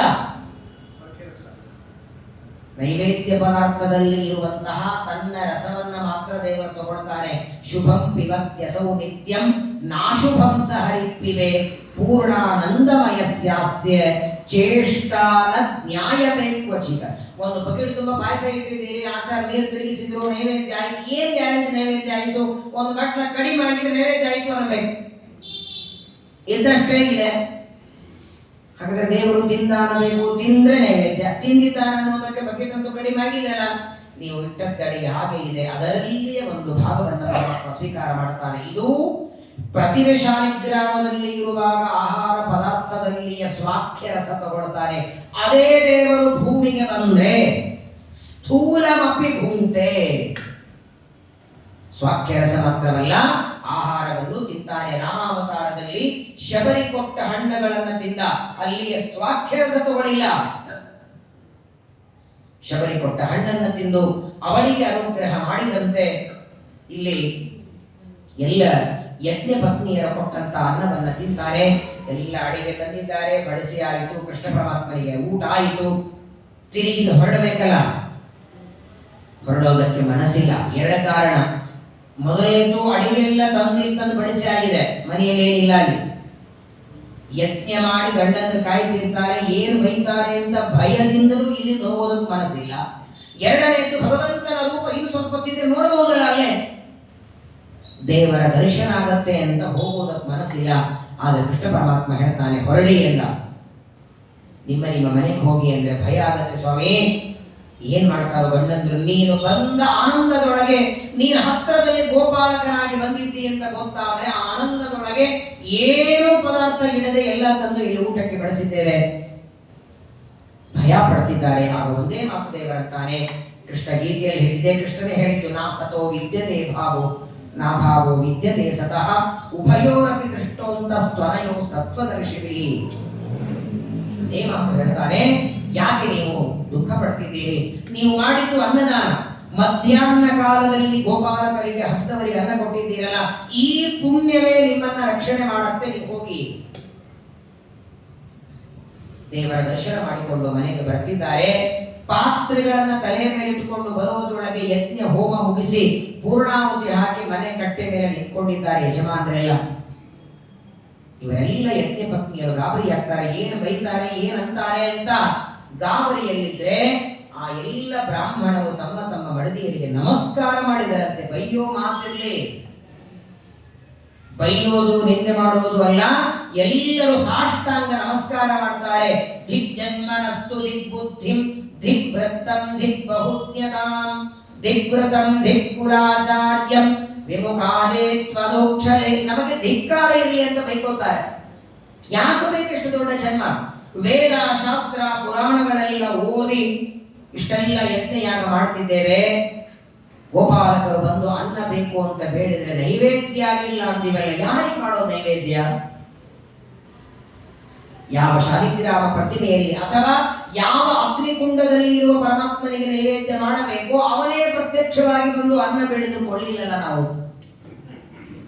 ಅಗ್ನಿ ಯಾರು? ಬ್ರಹ್ಮಾರ್ಪಣಂ ಬ್ರಹ್ಮ ಹವಿಹಿ ಬ್ರಹ್ಮಾಗ್ನೌ ಬ್ರಹ್ಮಣಾಹುತಂ ಬ್ರಹ್ಮೈವ ತೇನ ಗಂತವ್ಯಂ ಬ್ರಹ್ಮಕರ್ಮ ಸಮಾಧಿನ. ಒಂದು ಯಜ್ಞ ಮಾಡುವಾಗ ಯಜ್ಞದ ಇಟ್ಟಿಗೆ ಪರಮಾತ್ಮ, ಉಸುಕು ಪರಮಾತ್ಮ, ತುಪ್ಪದಲ್ಲಿ ದೇವರು, ತುಪ್ಪ ಹಾಕುವ ಸೌಟಿನಲ್ಲಿ, ಮಂತ್ರ ಹೇಳುವ ಪುರೋಹಿತರಲ್ಲಿ, ಮತ್ತೆ ಹಾಕುವ ಯಜಮಾನನಲ್ಲಿ, ಪ್ರತಿಯೊಂದು ಪದಾರ್ಥಗಳಲ್ಲಿ ದೇವರಿರ್ತಾನೆ. ಆ ಅನುಸಂಧಾನ ನಮಗೆ ಬರಲಿಲ್ಲ. ವೇದಶಾಸ್ತ್ರ ಓದಿದ್ರು ದೇವರ ಬಗ್ಗೆ ಬರಲಿಲ್ಲ. ನಿಮಗೆ ಆ ಜ್ಞಾನ ಬಂತು. ಎಷ್ಟೋ ಉತ್ತಮರು ವೇದಾದಿಗಳ ಓದದಿದ್ರು ನಿಮಗೆ ದೇವರಲ್ಲಿ ಅಚಲವಾದ ಭಕ್ತಿ ಇದೆ ಅಂತವೆಲ್ಲ ಬ್ರಾಹ್ಮಣರು ನಮಸ್ಕಾರ ಮಾಡಿ ತನ್ನನ್ನು ವಹಿಸಿಕೊಳ್ತಾರೆ. ಕೃಷ್ಣ ಪರಮಾತ್ಮನಲ್ಲಿ ಅವರಿಗೆ ಆಸಕ್ತಿ ಮನಸ್ಸು ಬಂತು. ನೋಡಿ, ಪ್ರಪಂಚದೊಳಗೆ ಮಾಡಿದ ತಪ್ಪಿಗೆ ದೊಡ್ಡ ಪ್ರಾಯಶ್ಚಿತ್ತ ಅಂದ್ರೆ ಪಶ್ಚಾತ್ತಾಪ. ಮಾಡಿದ ತಪ್ಪು ಅನ್ನುವ ಪಶ್ಚಾತ್ತಾಪ ಆಗಿದೆ. ಆ ಎಲ್ಲ ಯಜ್ಞ ಪತ್ನಿಯರು ಮತ್ತೆ ಅಡಿಗೆಯನ್ನ ಮಾಡಿ ಬಡಿಸ್ತಾರೆ. ಹೀಗೆ ವೃಂದಾವನದಲ್ಲಿ ಸಂಚಾರ ಮಾಡ್ತಾ ಗೋಪಾಲಕರಿಗೆ ಆಕಳಗಳಿಗೆ ಬಂದ ಭಯವನ್ನೂ ಪರಿಹಾರ ಮಾಡ್ತಾನೆ. ಹಾಗೇನೆ ತಾನು ಸರ್ವೋತ್ತಮನಾದ ದೇವರು ಅಂತೂ ತೋರಿಸ್ತಿದ್ದ. ತನ್ನನ್ನ ಭಜನೆ ಮಾಡುವ ಭಕ್ತರಿಗೆ ಅನುಗ್ರಹ ಮಾಡ್ತಾ ಹೀಗೆ ಕೃಷ್ಣ ಪರಮಾತ್ಮ ಬಾಲಲೀಲೆಗಳನ್ನು ತೋರಿಸುವಾಗ ಒಂದು ದಿನ ಒಂದು ದೊಡ್ಡ ಘಟನೆ ನಡೆಯಿತು. ವೃಂದಾವನದಲ್ಲಿ ಗೋಗಳ ಸಂಚಾರವನ್ನ ಮಾಡಿ ಪ್ರಾತಃ ಕಾಲದಿಂದ ಆಟ ಆಡಿ ಸಾಯಂಕಾಲ ಮನೆಗೆ ಬರ್ತಿದ್ದ. ಮನೆಗೆ ಬರೋದ್ರೊಳಗೆ ಮನೆಯಲ್ಲಿ ದೊಡ್ಡ ಸಂಭ್ರಮ ನಡೀತಿದೆ. ಯಾರೋ ಹುರಿತಾರೆ, ಕುಟ್ಟುತ್ತಾರೆ, ಚಕ್ಲಿ, ಗಿರಿಗಂಜಿ, ಏನೇನೋ ಖಾದ್ಯ ಪದಾರ್ಥಗಳು, ಹಬ್ಬದ ವಾತಾವರಣ. ಅಲ್ಲಲ್ಲಿ ಕೆಲವರು ಹೂವು ಕಟ್ತಾರೆ, ತೋರಣ ಕಟ್ತಾರೆ, ಕಸ ಬಳಿತಾರೆ, ಪಾತ್ರೆ ತೊಳಿತಾರೆ. ಏನು ಕಾರ್ಯಕ್ರಮ ಗೊತ್ತಿಲ್ಲ. ಒಂದು ದೊಡ್ಡದಾದ ಕಾರ್ಯಕ್ರಮ ಇದ್ರೆ ಅದರ ಸಿದ್ಧತೆಗಳ ಮಾಡಬೇಕು. ಹಾಗೆ ಮನೆಯಲ್ಲಿ ಎಲ್ಲ ಸಿದ್ಧತೆಗಳ ನಡೆದಿದೆ. ಏನು ಅಂತ ಪರಮಾತ್ಮ ಕೃಷ್ಣ ಕೇಳ್ತಾನೆ. ಗೊತ್ತಿಲ್ಲ ನೋಡಿ ಇವನಿಗೆ, ಸರ್ವಜ್ಞ. ಆ ಎಲ್ಲ ಕಾರ್ಯ ನಡೆಯುವಂತೆ ಪ್ರೇರಣೆ ಮಾಡಿದ್ದೆ ತಾನು. ಆದರೂ ತನಗೆ ಗೊತ್ತಿಲ್ಲದಿರುವರಂತೆ ಏನ್ ಕಾರ್ಯಕ್ರಮ, ಏನ್ ಮಾಡ್ತಿದ್ದೀರಿ ಅಂತ ತಂದೆಯಾದ ನಂದನನ್ನ ಕೇಳ್ತಾನೆ. ನಂದ ಹೇಳ್ತಾನೆ, ನಾವೆಲ್ಲ ವೈಶ್ಯರು. ವೈಶ್ಯರಿಗೆ ಭೂಮಿಯನ್ನ ಇಟ್ಕೊಂಡೇ ಬದುಕಬೇಕು. ಧಾನ್ಯಗಳ ಬರೋದೇ ಮಳೆಯಿಂದ, ಮಳೆ ಕೊಡೋನು ಇಂದ್ರ. ಆ ಇಂದ್ರನ ಪ್ರೀತಿಗಾಗಿ ಪ್ರತಿ ವರ್ಷ ಒಂದು ಯಜ್ಞ ಮಾಡ್ತೇವೆ. ಪ್ರತಿ ವರ್ಷ ಮಾಡುವಂತಹ ಯಜ್ಞದ ಸಿದ್ಧತೆ ಮಾಡ್ತಾ ಇದ್ದೇವೆ ಎಂದಾಗ ಕೃಷ್ಣ ಪರಮಾತ್ಮ ಹೇಳ್ತಾರೆ, ಇಷ್ಟು ವರ್ಷ ಇಂದ್ರನ ಪೂಜೆ ಮಾಡಿದ್ದೀರಿ, ಇನ್ನು ಮೇಲೆ ಬೇಡ. ಇಂದ್ರ ಮಳೆ ಕೊಡೋನಲ್ಲ. ಮಳೆ ಬೆಳೆ ಎಲ್ಲವೂ ನಮ್ಮ ಕರ್ಮ ಇದ್ರೆ ಇರುತ್ತೆ. ಯಾವ ಜೀವರಾಶಿಗಳ ಕರ್ಮ ಇರುತ್ತೋ ಆ ಕರ್ಮ ಪುಣ್ಯ ಕರ್ಮ ಇದ್ರೆ ಅಲ್ಲಿ ಮಳೆ ಬರುತ್ತೆ. ಯಾವ ಊರಲ್ಲಿ ಪಾಪ ಕರ್ಮ ಇರುತ್ತೆ ಅಲ್ಲಿ ಮಳೆ ಬರಲ್ಲ. ಎಲ್ಲಿ ಹೆಚ್ಚು ಪಾಪ ಇದ್ರೆ ಅತಿವೃಷ್ಟಿ ಆಗತ್ತೆ. ಅತಿವೃಷ್ಟಿಯಾಗೋದಕ್ಕೆ, ಅನಾವೃಷ್ಟಿಯಾಗೋದಕ್ಕೆ, ಮಳೆ ಬರೋದಕ್ಕೆ ಎಲ್ಲದಕ್ಕೂ ಕರ್ಮಗಳೇ ಕಾರಣವೇ ಹೊರತು ದೇವತೆಗಳಲ್ಲ. ಹಾಗಾಗಿ ಇಂದ್ರನ ಪ್ರೀತಿಗಾಗಿ ಯಜ್ಞ ಮಾಡುವ ಅವಶ್ಯಕತೆ ಇಲ್ಲ. ಬೇಡ ಅಂತಾರೆ ಕೃಷ್ಣ ಯಜ್ಞ ಮಾಡೋದು. ಅಲ್ಲ, ಇಲ್ಲಿ ಯಜ್ಞ ಬೇಡ ಅಂದ. ಇದೇ ಕೃಷ್ಣ ಭಗವದ್ಗೀತೆಯ 18ನೇ ಅಧ್ಯಾಯದ 5ನೇ ಶ್ಲೋಕದಲ್ಲಿ ಹೇಳ್ತಾನೆ, ಯಜ್ಞ ದಾನ ತಪಕರ್ಮ ನ ತ್ಯಾಜ್ಯಂ ಕಾರ್ಯಮೇವ ತತ ಯಜ್ಞೋದಾನಂ ತಪಶ್ಚೈವ ಪಾವನಾನಿ ಮನೀಷಿಣಾಂ. ಯಜ್ಞ ದಾನ ತಪಸ್ಸು ಎಂದಿಗೂ ಬಿಡತಕ್ಕದಲ್ಲ ಅಂತಾನೆ. ಅದನ್ನ ಯಾವಾಗಲೂ ಮಾಡಿ ಅಂತ ಗೀತೆಯಲ್ಲಿ ಉಪದೇಶ ಮಾಡ್ತಾನೆ. ಇಲ್ಲಿ ಯಜ್ಞ ಮಾಡುತ್ತಿದ್ರೆ ಬೇಡ ಅಂತಾನೆ. ಈ ಕೆಲವು ಮಾತುಗಳನ್ನು ನಾವು ತಿಳ್ಕೊಳ್ಬೇಕು. ಕರ್ಮ ಅಂದ್ರೆ ಏನು? ಇವಾಗ ನಾವು ಒಂದೇನೋ ಪುಣ್ಯನೋ ಪಾಪ ಕರ್ಮ ಮಾಡಿದ್ರೆ ದೇವರು ಶಿಕ್ಷೆ ಕೊಡ್ತಾನೆ. ಕರ್ಮ ನೋಡಿ ಶಿಕ್ಷೆ ಕೊಡ್ತಾನೋ ಹಾಗೆ ಕೊಡ್ತಾನೋ? ಕರ್ಮ ನೋಡಿ ಕೊಡ್ತಾನಂದ್ರೆ ದೇವರು ಸ್ವತಂತ್ರ ಅಲ್ಲ ಅಂತ ಆಯ್ತಲ್ಲ. ಸ್ವತಂತ್ರ ಅಂದ್ರೇನು? ಯಾರ ಅಧೀನವೂ ಇರದೆ ಫಲ ಕೊಡೋರು ಸ್ವತಂತ್ರ. ನಾವು ಮಾಡಿದ ಕರ್ಮ ನೋಡಿ ಕೊಡ್ತಾನಂದ್ರೆ ದೇವರು ಕರ್ಮಗಳ ಅಧೀನನಾದ. ಕರ್ಮಗಳ ಅಧೀನನಾಗಿ ನಮಗೆ ಸುಖ ದುಃಖ ದೇವರು ಕೊಡ್ತಾನಂದ್ರೆ ದೇವರು ಸ್ವತಂತ್ರನಲ್ಲ.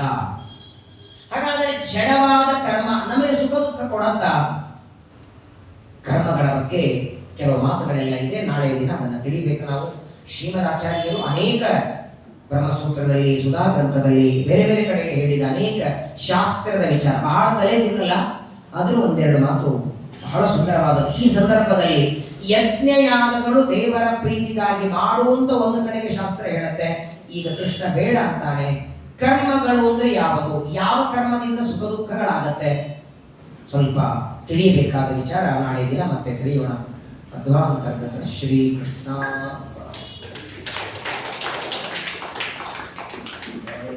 ಪ್ರೇರಕೇಣ ಶ್ರೀ ಪ್ರಾಣಪತಿ